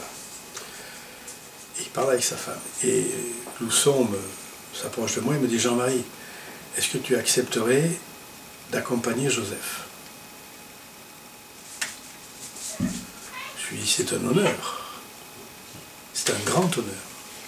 Il est là. Je prends ma guitare, Lousson lui passe la sienne, qui était la mienne. C'était ma guitare. Et moi, je m'étais fait prêter une guitare par un marchand de guitare. Et Joseph, sans me demander quoi que ce soit, il attaque à 9 ans. Sans me donner le tempo, pas 1, 2, 3, il joue. Et je l'accompagne. À ma façon. Dans l'esprit de ce que j'accompagnais Lousson. J'étais très attentif, hein. Je me tente de dire que je savais ce que j'avais à ma gauche, là, tu vois. Je savais vraiment ce que j'avais à ma gauche, c'était plus qu'un gros morceau. Et je sens, dans l'accompagnement que je lui fais, que son émotion grandit, qu'il y a un tas de trucs qui se passe plein de choses dans sa tête, je le sens, je le comprends. Inutile de te dire que dans le resto, là, chez Fernand, il n'y avait pas une mouche qui volait. Hein. On entendait, c'était un silence religieux. Hein. Déjà, le silence religieux était très fort quand Lousson a joué, mais quand Joseph a pris la guitare, c'était encore pire, parce que il va jouer, parce qu'il ne jouait plus du tout. Il était très malade. Il finit le morceau, il me fait un grand sourire, et il me désigne son cœur. Je fais OK, je place ma guitare, et les gens, il applaudit, hein, et les gens, que la diffusion reprend, et la soirée se termine comme ça. Le lendemain matin, à 10h, place du marché à Sannois, au bar tabac de la place. Et au bar, il y a Joseph, sa femme, Lousson, Dean, deux ou trois personnages. C'était que des manouches, il n'y a pas de gitan là. Et j'ai pas vu l'ombre d'un gitan, que des manouches. Et donc on s'approche du bar, on commande un café, ça. Et la femme de Joseph s'approche de moi.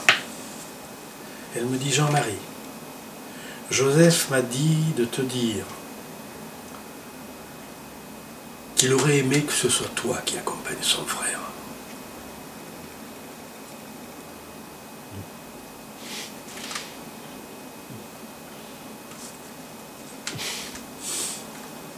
Je suis resté cloué, tu vois, mais vraiment cloué. J'ai regardé Joseph qui m'a fait signe.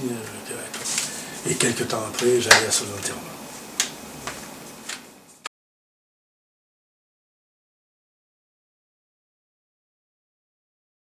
Pour moi, quand je parle du métier, celui que je te raconte un peu en grande ligne, hein, c'est un métier où je ne suis pas attitré avec un orchestre.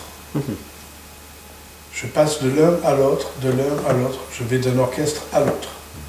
Il y a des gens qui font un métier qui le font avec le même orchestre. Du début jusqu'à la fin. Et ça, pour moi, ça n'a rien à voir avec le métier que je fais. Le métier que j'ai fait. Parce que le métier que j'ai fait m'a amené à m'adapter intellectuellement, physiquement, comportementalement aux gens que je rencontrais. Tous les orchestres se fournissaient à Pigalle. Hein. Desmable, Verschuren, Georges Jouvin, tous ces gens-là, Trompette Boy, Fernando Sax, Spartaco Sax, enfin, tous les gens qui avaient un nom à l'époque dans ce contexte-là. Et il y avait plein d'orchestres. Hein.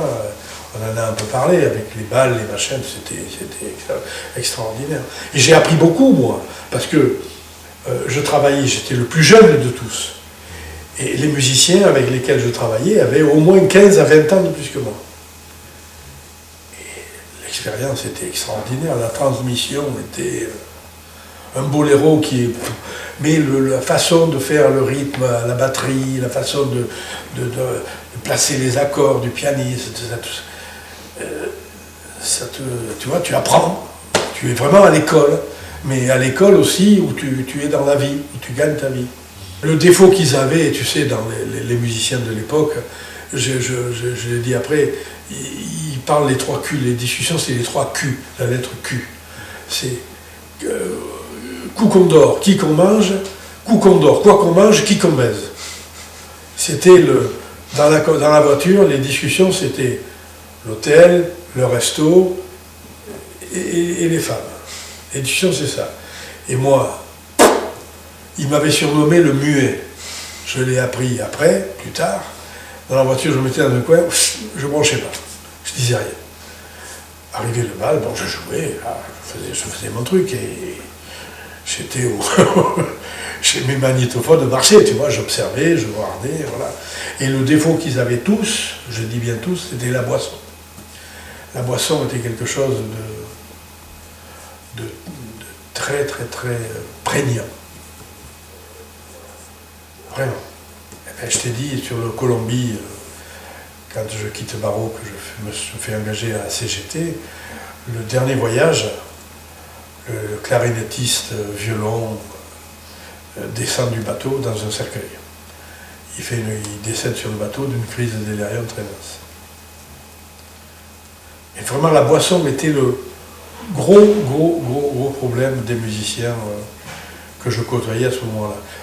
Après 68, cette génération de vieux musiciens qui avaient tous connu les années 30, hein, ils avaient tous eu 20 ans aux années 30, tout ça, cette génération disparaît, n'est plus employable. Parce qu'ils sont tous multi-instrumentistes.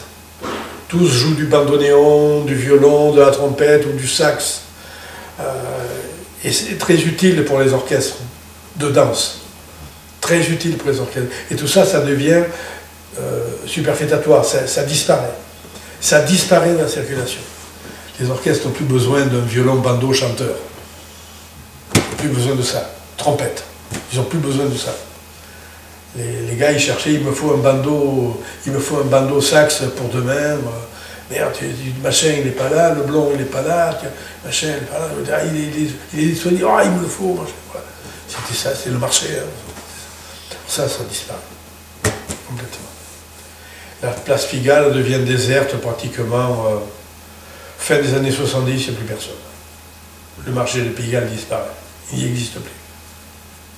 Alors que quand je l'ai découvert, en 63, les voitures ne passaient pas à la place, tellement il y avait du monde. On aurait dit qu'il y avait une manifestation. C'était une manifestation, mais pas au sens de défilé, de quoi que ce soit. C'était le marché. Après, bien plus tard, j'ai estimé que à ce moment-là, sur Pigalle, il y avait un bon millier de musiciens qui ne visaient que de la musique. Hormis les musiciens classiques, hein, hormis ceux qui étaient il y avait un bon millier de musiciens. Et il y avait un deuxième marché qu'on appelait la Renaissance, qui avait lieu le jeudi et le vendredi. Et là, c'était le marché des amateurs, devant le théâtre de la Renaissance, avant la place de la République. Et là, c'était les amateurs. J'y suis allé une fois pour voir.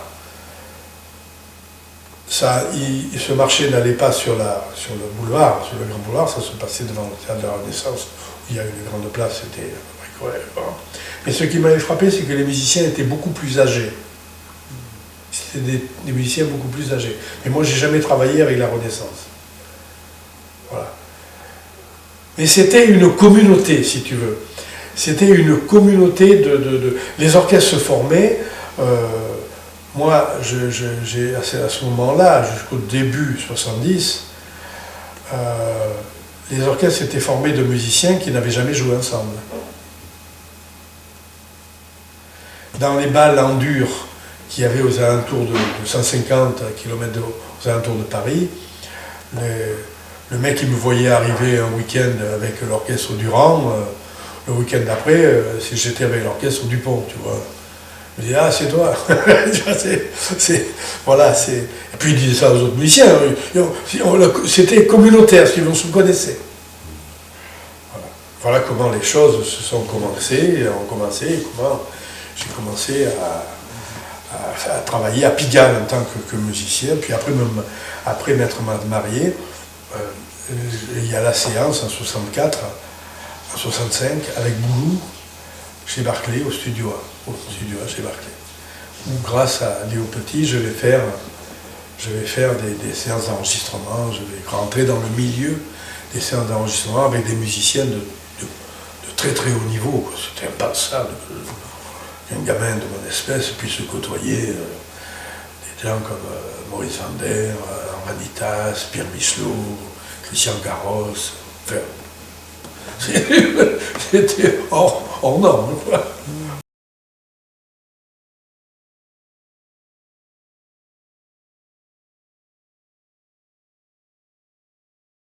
Mais Django, avant qu'il fasse ses enregistrements, ses premiers enregistrements avec son frère, au tout début, au moment où il rencontre Delaunay, où le quintet du Hot Club de France va prendre naissance.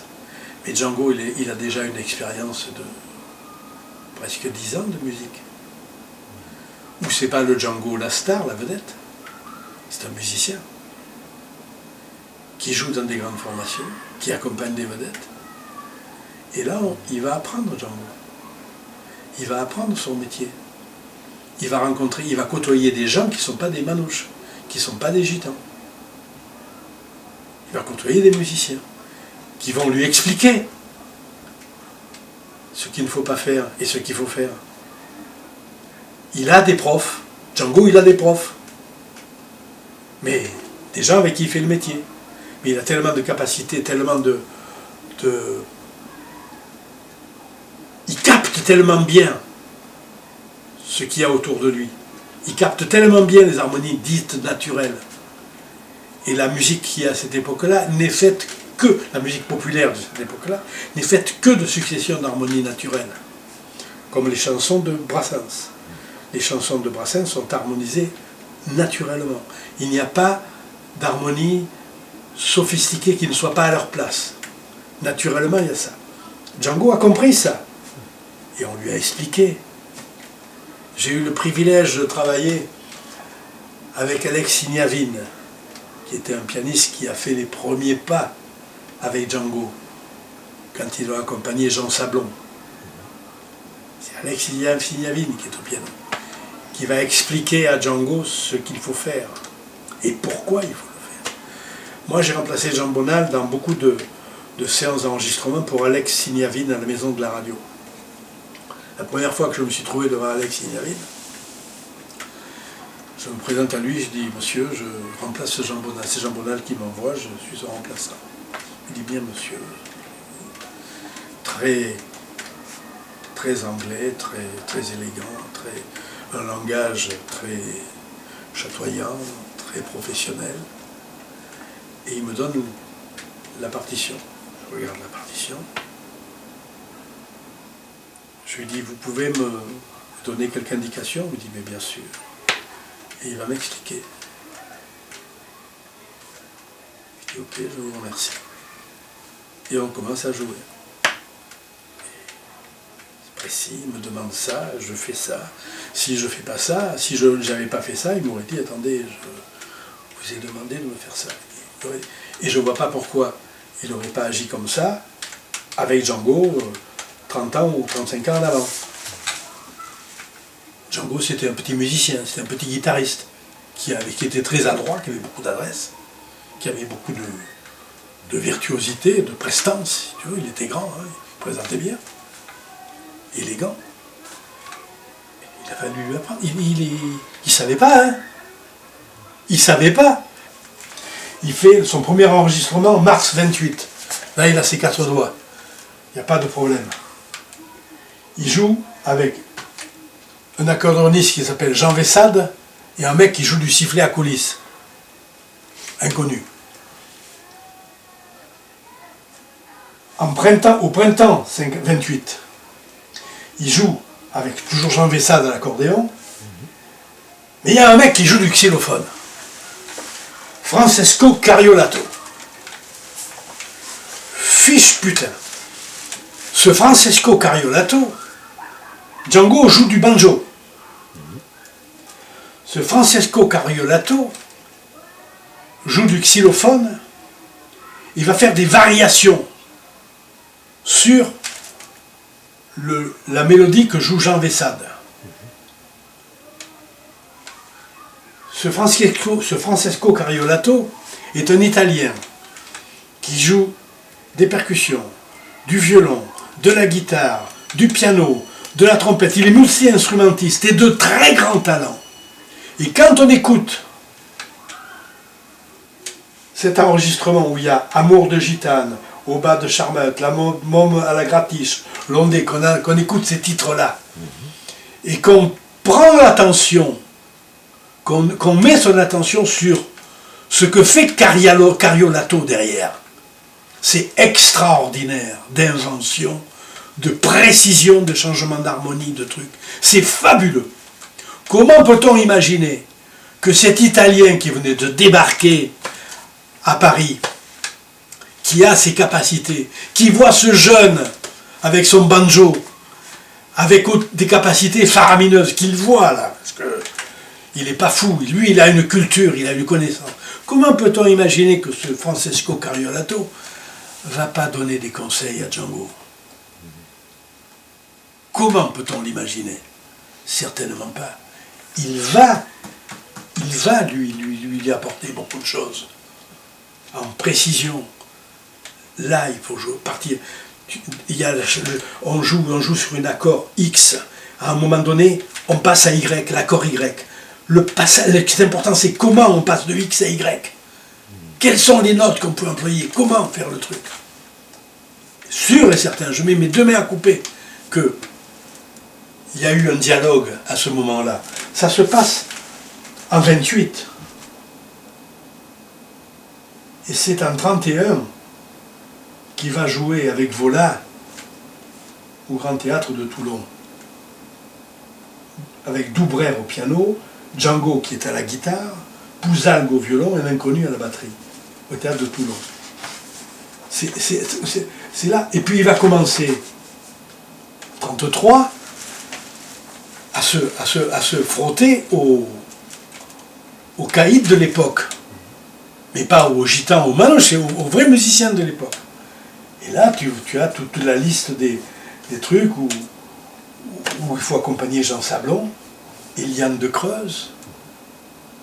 Tu crois qu'il faisait n'importe quoi? Tu rigoles. Michel Hémer au piano, Célestat, Michel Varlop, derrière Germaine Sablon, Michel Varlop qui dirige l'orchestre, qui écrit les arrangements. Tu vois, ce que je veux dire, c'est que c'est pas tombé comme ça. Quand il arrive dans le grand public, il a un acquis déjà. Il a un acquis énorme. de discipline, de rigueur. Parce qu'il suffit de les écouter, les morceaux, et pas de les écouter en disant « oh, c'est des vieux trucs, ça sonne pas bien ». Non, écoutez ce qui se passe. Écoutez la précision, le truc, le machin. Derrière Sablon, la précision de son intervention, le truc. Ça démarre comment? Peut-être que Signavine lui fait signe là, pour démarrer. Mais il va lui faire signe une fois, pas deux. Il comprend. Boris Arbeck était mon voisin de palier au premier étage. Et un jour que j'avais répété avec Lousson est parti. Lousson était à peine en bas de l'escalier que j'ai entendu la porte de Boris s'ouvrir. Il a fait 3 pas et il a frappé à ma porte. Il ne m'avait jamais adressé la parole jusque-là. Et il me dit c'est le fils de Django qui joue, qui vient de partir, avec qui vous avez joué. Je lui dis oui. Il me dit c'est très très bien. Il me dit mais c'est vous qui faites les beaux accords. C'est vous qui faites les beaux accords. J'ai dit oui, je vous remercie, mais c'est le fils de Django qui joue. Oui, oui. Il me dit c'est très intéressant. Après, il m'a tiré dans son appartement, qui est exactement le même que le mien. Mais je lui ai dit, mais enfin, qu'est-ce que vous faites? Et là, il me dit, moi, je suis le nègre de Charlot. C'est moi le nègre de Charlot. J'ai dit, d'accord, vous êtes le nègre de Charlot, mais ça signifie quoi? Il dit, par exemple, en ce moment, je suis en train de composer la musique de son dernier film, La Comtesse de Hong Kong. Et je dis, c'est vous qui faites la musique? Vous me dites, oui, c'est moi qui écris la musique, mais c'est Charlot qui la signera. Et il me dit, j'ai vu la semaine dernière le film de Michel Legrand, Parapluie Cherbourg. Mais très bien, très beau, très très beau Parapluie Cherbourg. Et il me dit, Michel Legrand fait belle musique, et il me met au piano, il me joue les trucs. Mais il me dit, Michel Legrand, voleur, grand voleur. Et j'ai dit, pourquoi grand voleur? Grand voleur. Michel Legrand, Parapluie Cherbourg, et il me joue comme ça, Il me dit, Borodine. Et il me joue Borodine. Il dit, voleur, Michel Legrand, Borodine. Michel Legrand, pareil. C'était drôle. C'était un personnage très drôle. Et Boris Arbeck, à l'époque, il était arrangeur comme Valberg, et c'était son concurrent. Il se concurrençait terriblement. Et je lui dis, vous avez connu Django? Il me dit, oui, très bien, très très bien. Il a même sauvé, un spectacle à moi, au début des années 50. Il ne m'a pas dit la date exacte. Ça veut dire j'avais un grand gala au casino de Dieppe, avec mon grand orchestre, et des danseuses et tout. Il dit, mon batteur, il fait faux bon. Et ce jour-là, je rencontre Django, et je lui explique. Et il me dit, je viens. Il dit, c'était beaucoup mieux que le batteur. Et je lui dis, mais comment ça se... Je dis, il ne savait pas lire la musique, Django. Il me dit, si, il savait comprendre partition, comme bien expliqué, il savait très bien. Et c'était formidable. Il m'a tenu diriger l'orchestre comme mieux qu'une batterie. C'est des choses... il faisait le métier, Django. Et Jean Bonal, qui était un de ses grands amis, le remplaçait dans le métier. Comme j'ai remplacé Jean Bonal quelques années après, dans le métier. Comment ça fonctionnait? Tu es guitariste, je suis guitariste. Toi, tu as une affaire. Tu me remplaces souvent ou on se remplace mutuellement. C'était plus facile pour Jean Bonal de remplacer Django dans des affaires de métier que pour Jean Bonal de remplacer Django dans un concert. Il faut bien comprendre ça.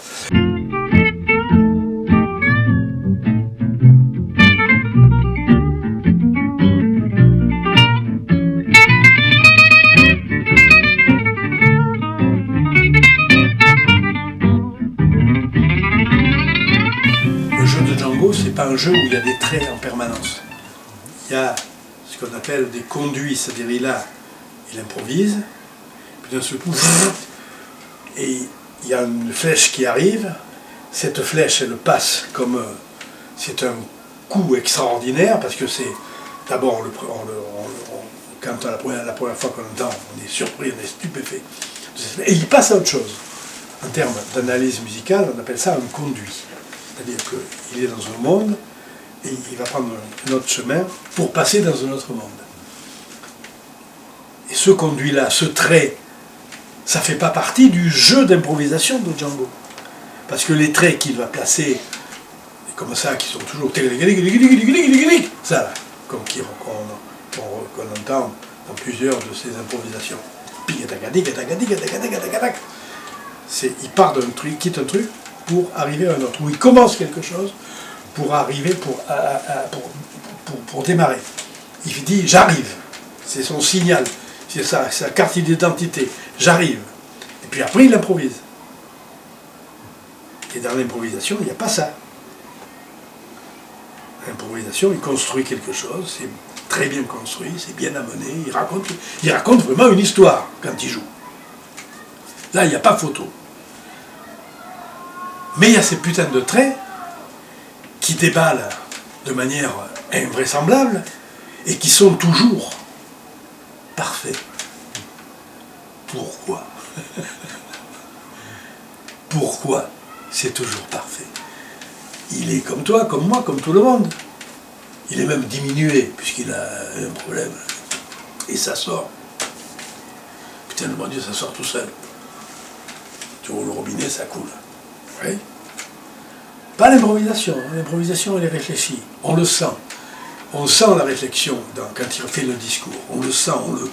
On peut presque dire on le voit.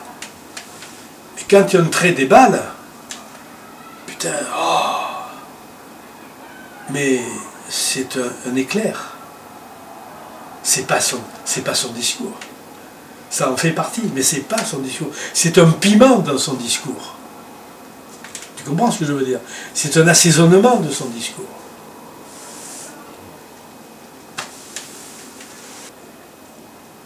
Il ne peut pas se tromper sur un trait, parce que le trait, il l'a travaillé. Il l'a travaillé, le trait. Il ne peut pas se tromper sur son trait. D'ailleurs, il y a des enregistrements, il y a des séances où son trait est pas bien réussi par rapport à d'autres. Il faut vraiment étudier la question de près pour voir qu'entre guillemets, il se plante un peu là. Il est comme tout le monde, il se plante, hein, lui aussi. Mais seulement il a tellement d'à-propos, tellement de métiers, qui retombe toujours sur ses pattes. Toujours. Et si il fait une note qui est en dehors du système, il va l'exploiter, cette note. Il va s'en servir pour agrémenter son truc. Et il va très vite comprendre que dans un accord, si ce qu'il va raconter sur cet accord, s'il veut que ce qu'il raconte sur cet accord ait du sens, soit intéressant, il ne faut pas que son discours soit composé exclusivement des notes de l'accord. Le jeu d'improvisation de Django, il dit tout le temps le contraire de ce que dit Wes Montgomery. Wes Montgomery, il dit putain, qu'est-ce que je suis bien de jouer ça, c'est formidable, je suis là, je reste là, et ça, je prends mon pied avec ce truc. Et tous les enregistrements de Wes, on a ça. Tous les enregistrements de Django, c'est je veux aller ailleurs. Il cherche un autre monde, sans arrêt. Quand on n'a que l'amour pour vivre nos promesses, sans nulle autre richesse que d'y croire toujours. Quand on n'a que l'amour pour meubler de merveilles, découvrir de soleil la laideur des faubourgs. Quand on n'a que l'amour pour unique raison. Là, c'est Jacques Brel avec moi, avec Maddy Moreau, que je venais de m'acheter.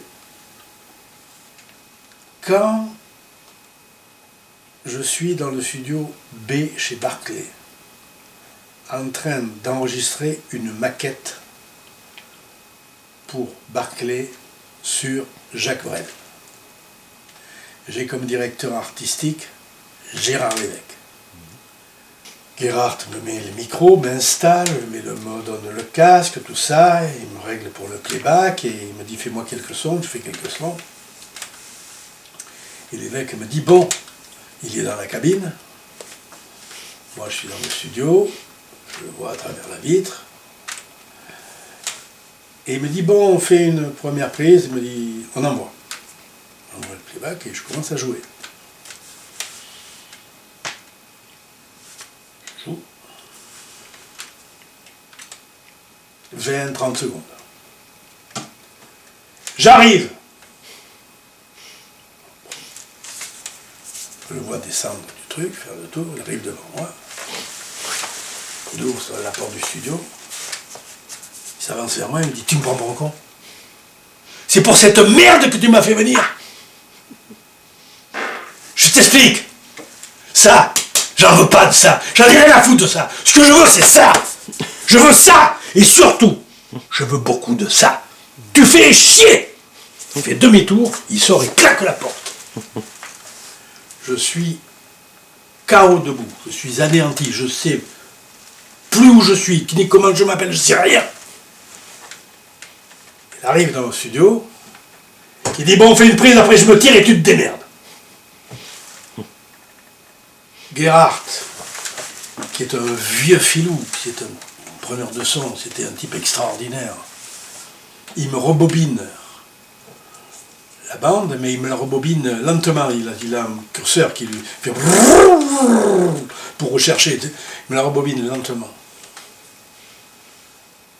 Et il m'envoie le playback. Et je ne sais plus où je suis, ni qui je suis, ce que je fais là, je ne sais rien. Mais il faut que je joue. J'ai pas le temps de... J'avais préparé 15 jours auparavant ce que j'étais venu faire. Avec l'accord de François Robert et tout. Je joue. Je ne sais pas ce que je joue. Je ne sais pas comment je joue. Mais je suis détruit, démoralisé, déglingué. Et... je me disais, mais c'est ce bordel que coque. Là, on est d'accord. On fait une première prise. Je suis encore plus démoli. Gerhard rebobine toujours très lentement. Il me le fait entendre. Et il m'envoie la prise. Et je fais la prise jusqu'au bout, sans qu'il m'interrompe. On finit le... Bon, c'est super. Elle est bonne. On en fait une deuxième par sécurité. Mais je suis anéanti. Anéanti. Et c'est le lendemain de cet enregistrement, en arrivant dans son bureau où j'étais, j'avais la trouille, parce que je me suis dit, je vais me faire sonner les cloches, ma chère. Il est devant son bureau, comme ça. Sur son bureau, il y a un paquet comme une grosse boîte de chaussures, enroulé de papier craft avec une ficelle. Putain. Je rentre, je dis pas un mot. Il dit pas un mot. Il me dit voilà. Dans ce paquet, il y a tout ce que j'ai. Il y a toute ma vie avec Django, tout ce que j'ai écrit sous sa dictée, tout, il y a tout. Je te le donne. Il se lève, il me donne le paquet comme ça. Mais quand il me donne ce paquet, je suis avec le paquet, moi. Et il me dit, casse-toi avant que je change d'avis. Je dis, mais enfin, pourquoi tu me donnes ça? Il me dit, c'est le seul que je connaisse, qui puisse un jour en faire quelque chose. Allez, barre-toi, barre-toi, barre-toi. Et je suis parti comme ça. Il connaissait tout le monde, Gérard. Hein. Tout le monde. Tous les musiciens du monde entier, il les connaissait. Tous les guitaristes, tout le monde. À ce moment-là, c'est un personnage très fort dans le métier. C'est une référence, c'est plus qu'une référence. Parce qu'en plus, tout le monde sait, tout le monde savait que si Gérard Lévesque dit quelque chose à Barclay, Barclay écoute. J'ai tout mis à l'abri là-dedans. Alors il y a beaucoup de... Dans chaque pochette, il y a plein de pièces. Hein. C'est plein de... Tout ça, c'est l'écriture de Gérard Lévesque. Hein. Ça.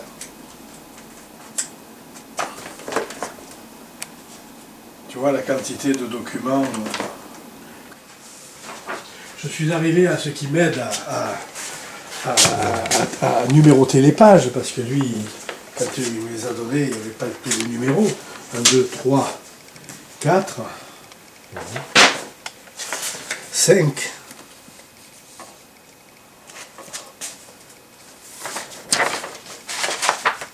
6, 7, 8.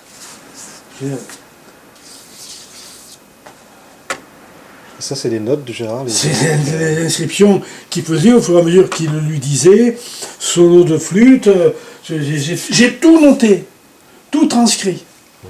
Après, on est 8, 9, ouais, ça peut être ça, 9, 8, voilà, 9, 10, tu vois le bordel, 11 et 12, la fin.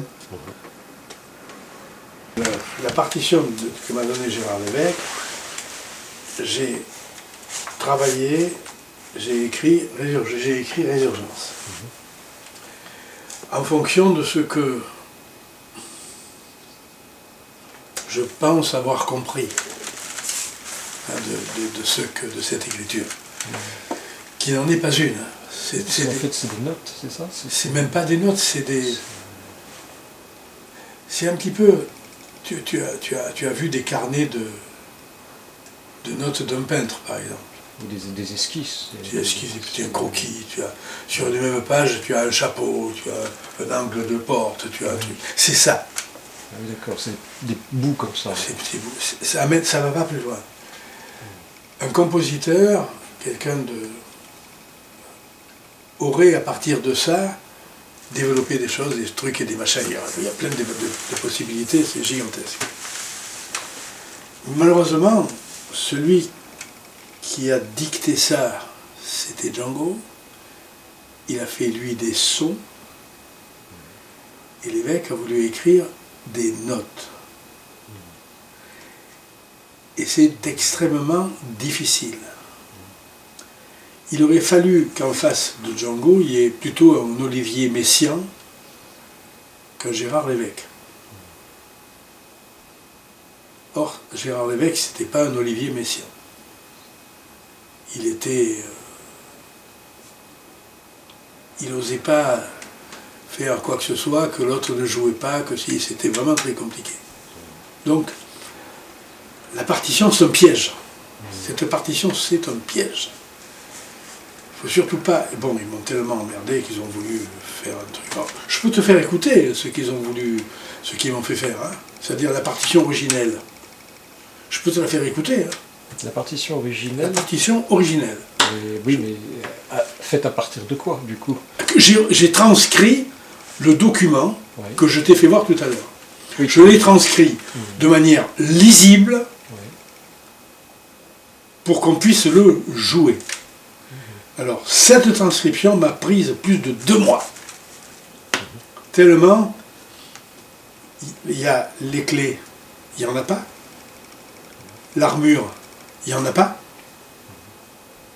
C'est comme ça.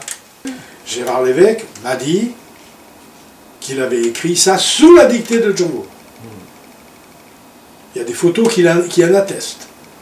Ce ne sont que des photos. À un moment donné, j'ai pu poser la question à Gérard, pourquoi vous n'avez pas été au bout? Et là, j'ai senti que je touchais un point douloureux, extrêmement douloureux, et il m'a dit, dans le fond, je ne sais pas trop. Il m'a dit, mais tout ce que je peux te dire, c'est que lui comme moi, nous en étions fatigués. Nous étions fatigués de cette affaire. Et là, je dis, ça a duré combien de temps? Il me dit, ça n'a pas dû durer plus de 15 jours. Et c'est ce que je pensais, c'est ce que je m'étais imaginé quand j'y ai travaillé sur ce document. Quand on voit les photos où on voit Django avec sa guitare et Gérard en train d'écrire, on le voit soucieux, on le voit en train d'écrire, ou des fois on le voit soucieux, refais-moi ça, j'ai pas bien compris ce que tu veux, etc. Je me suis dit 15 jours maximum. Mais pour continuer ça, il fallait qu'il y ait un résultat au bout, il faut qu'il y ait un espoir, il fallait qu'il y ait quelque chose qui stimule la bête, comme on dit. Et au contraire, plus ils avançaient, plus ils se trouvaient devant un mur de plus en plus gigantesque, de plus en plus infranchissable. Autant pour Django que pour l'évêque. Pourquoi? Django l'a dicté ça, mais comment il le reprend? Comment il l'amende? Comment il le corrige? Comment il améliore? Il sait plus qu'il a... Un compositeur, Ravel, il écrit un truc, après il le reprend, il le regarde ce qu'il a écrit. Et quand il regarde ce qu'il a écrit, il n'est plus dans l'imaginaire de sa composition, il est dans de la technique. Il est dans la cuisine, il est en train de cuisiner, de faire des trucs. Stravinsky l'appelait l'horloger. Stravinsky appelait Ravel l'horloger, tellement il était précis, méticuleux, tout ce que tu veux. Donc c'était pas possible qu'il aille au bout. Et il ne pouvait pas aller au bout. C'était pas possible. Ils en étaient déçus, découragés, amers. Et ils ont presque dû, à mon sens, se séparer sur ce truc-là, fâchés, presque fâchés. Parce que l'échec, ça ressoude pas, ça soude pas. L'échec divise. Le truc. C'est-à-dire que tu entends c'est impossible de présenter ça en disant c'est la symphonie de Django Reinhardt. Je m'y oppose totalement. Au tutuné. Hein Malina? Hein ma fille? Tu t'en fous toi, de la musique, de la guitare et de Django. Et tu as bien raison. Allez, je vais te donner la main.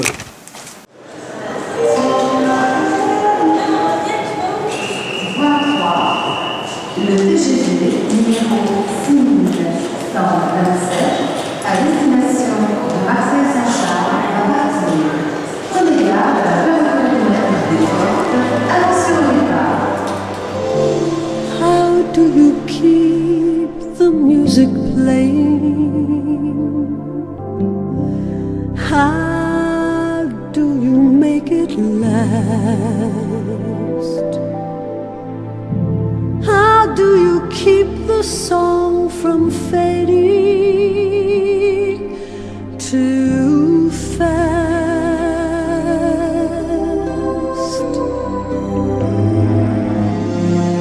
How do you lose yourself to someone? Là, les arrangements sont extraordinaires. Lose your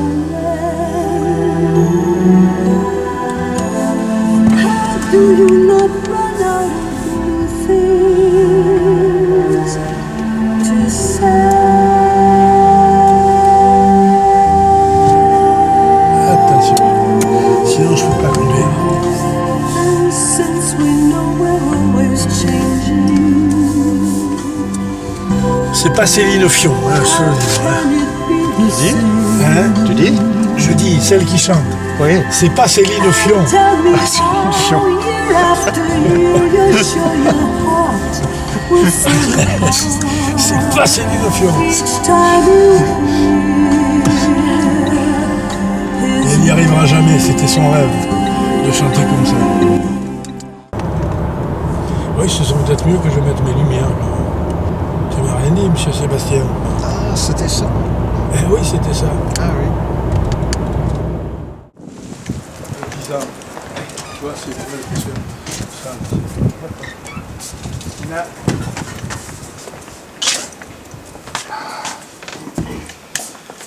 Voilà mon antre.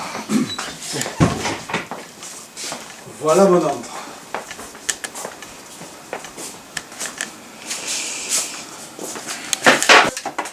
Bon, alors, qu'est-ce que tu veux faire? Tu veux qu'on joue un peu? Qu'est-ce que tu veux faire? Eh ben oui, on joue. On joue. Fils, putain, tu vas chercher ton tremblant? Allez. Allez, il va chercher son tremblant. Allez. Si je te fais ça.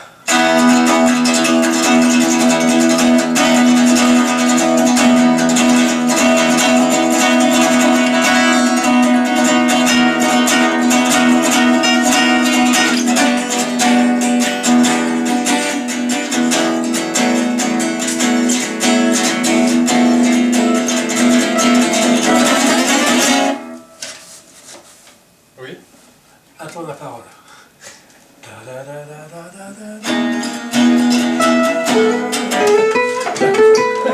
Oui, c'est vrai, d'accord.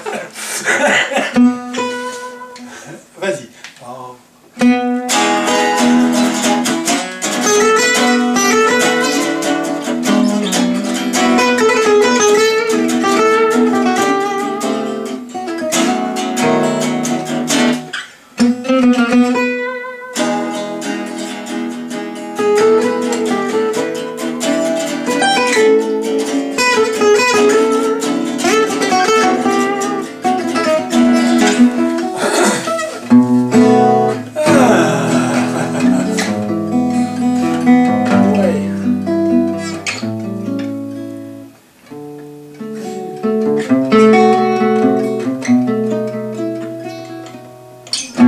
Tu vois ça? Tu vois comment c'est? Continue, continue.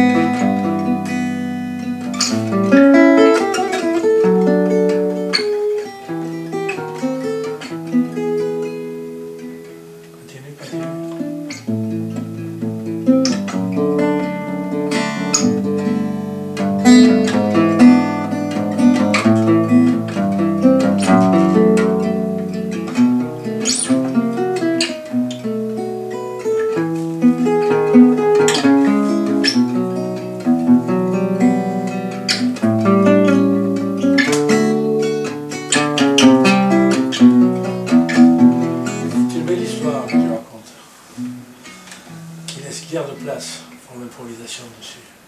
C'est Ah oui, puisque je suis tout seul. Non, non, mais d'accord, mais c'est une très belle histoire que tu racontes. Je pense que la génération des jeunes qui ont 20 ans aujourd'hui, il faut qu'ils trouvent quelque chose. Il faut qu'ils inventent quelque chose. S'ils veulent faire de la musique, il y a de la place pour faire de la musique. Mais quelle musique? Comment? Où? Pourquoi? C'est à eux de se poser la question. C'est à eux de répondre à cette question. Moi, je peux répondre à ma problématique d'un vieux mec de 75 ans, avec ma guitare à 7 cordes avec laquelle je vais faire des trucs. Mais je suis un mec de 75 ans. Je sais que je ne vais pas vivre pendant 30 ans encore. C'est pas possible. Tandis qu'un jeune de 20 ans aujourd'hui, en toute logique, il a devant lui un horizon, un devenir dans sa musique, s'il en a la passion. Mais celui qui a la passion de la musique, il faut qu'il invente la musique de son temps. Il faut qu'il ait 20 ans, et il faut qu'il invente la musique de son temps, de son époque. Avec tous les paramètres que ça implique. Mais que seul un jeune de 20 ans peut trouver. Moi, je ne peux pas le trouver, ça. Parce que je ne suis pas devant cette problématique. J'en reviens à la phrase du compositeur de l'apprenti sorcier, Paul Dukas, qui dit « il faut savoir beaucoup et faire de la musique avec ce qu'on ne sait pas ». Et c'est ça qu'ils doivent trouver. Mais ils ne peuvent le trouver que dans le savoir beaucoup. Le savoir beaucoup d'aujourd'hui. Tu te rends compte la palette qu'il y a pour un jeune de 20 ans aujourd'hui par rapport à la palette que j'avais quand j'avais 20 ans. J'estime que j'ai eu beaucoup de chance d'avoir vécu ce que j'ai vécu, de la façon dont je l'ai vécu, et d'arriver à l'âge que j'ai aujourd'hui. J'estime que j'ai beaucoup de chance. Est-ce que j'ai fait quelque chose pour ça? Je ne crois pas. C'est le hasard qui fait que j'arrive à 75 ans et que j'ai encore ma tête sur mes épaules et que j'ai encore des projets. Voilà. Disons que je ne suis pas mécontent d'avoir fait le chemin que j'ai fait, des rencontres que j'ai eues, et peut-être que j'en aurai encore à savoir. Je te dirai ça dans loin. Dans très très loin. Brel, il disait, on ne sait pas, mais un jour on saura. Un jour on saura. Alors peut-être qu'on saura un jour. Elle dit bien peut-être. C'est pas sûr.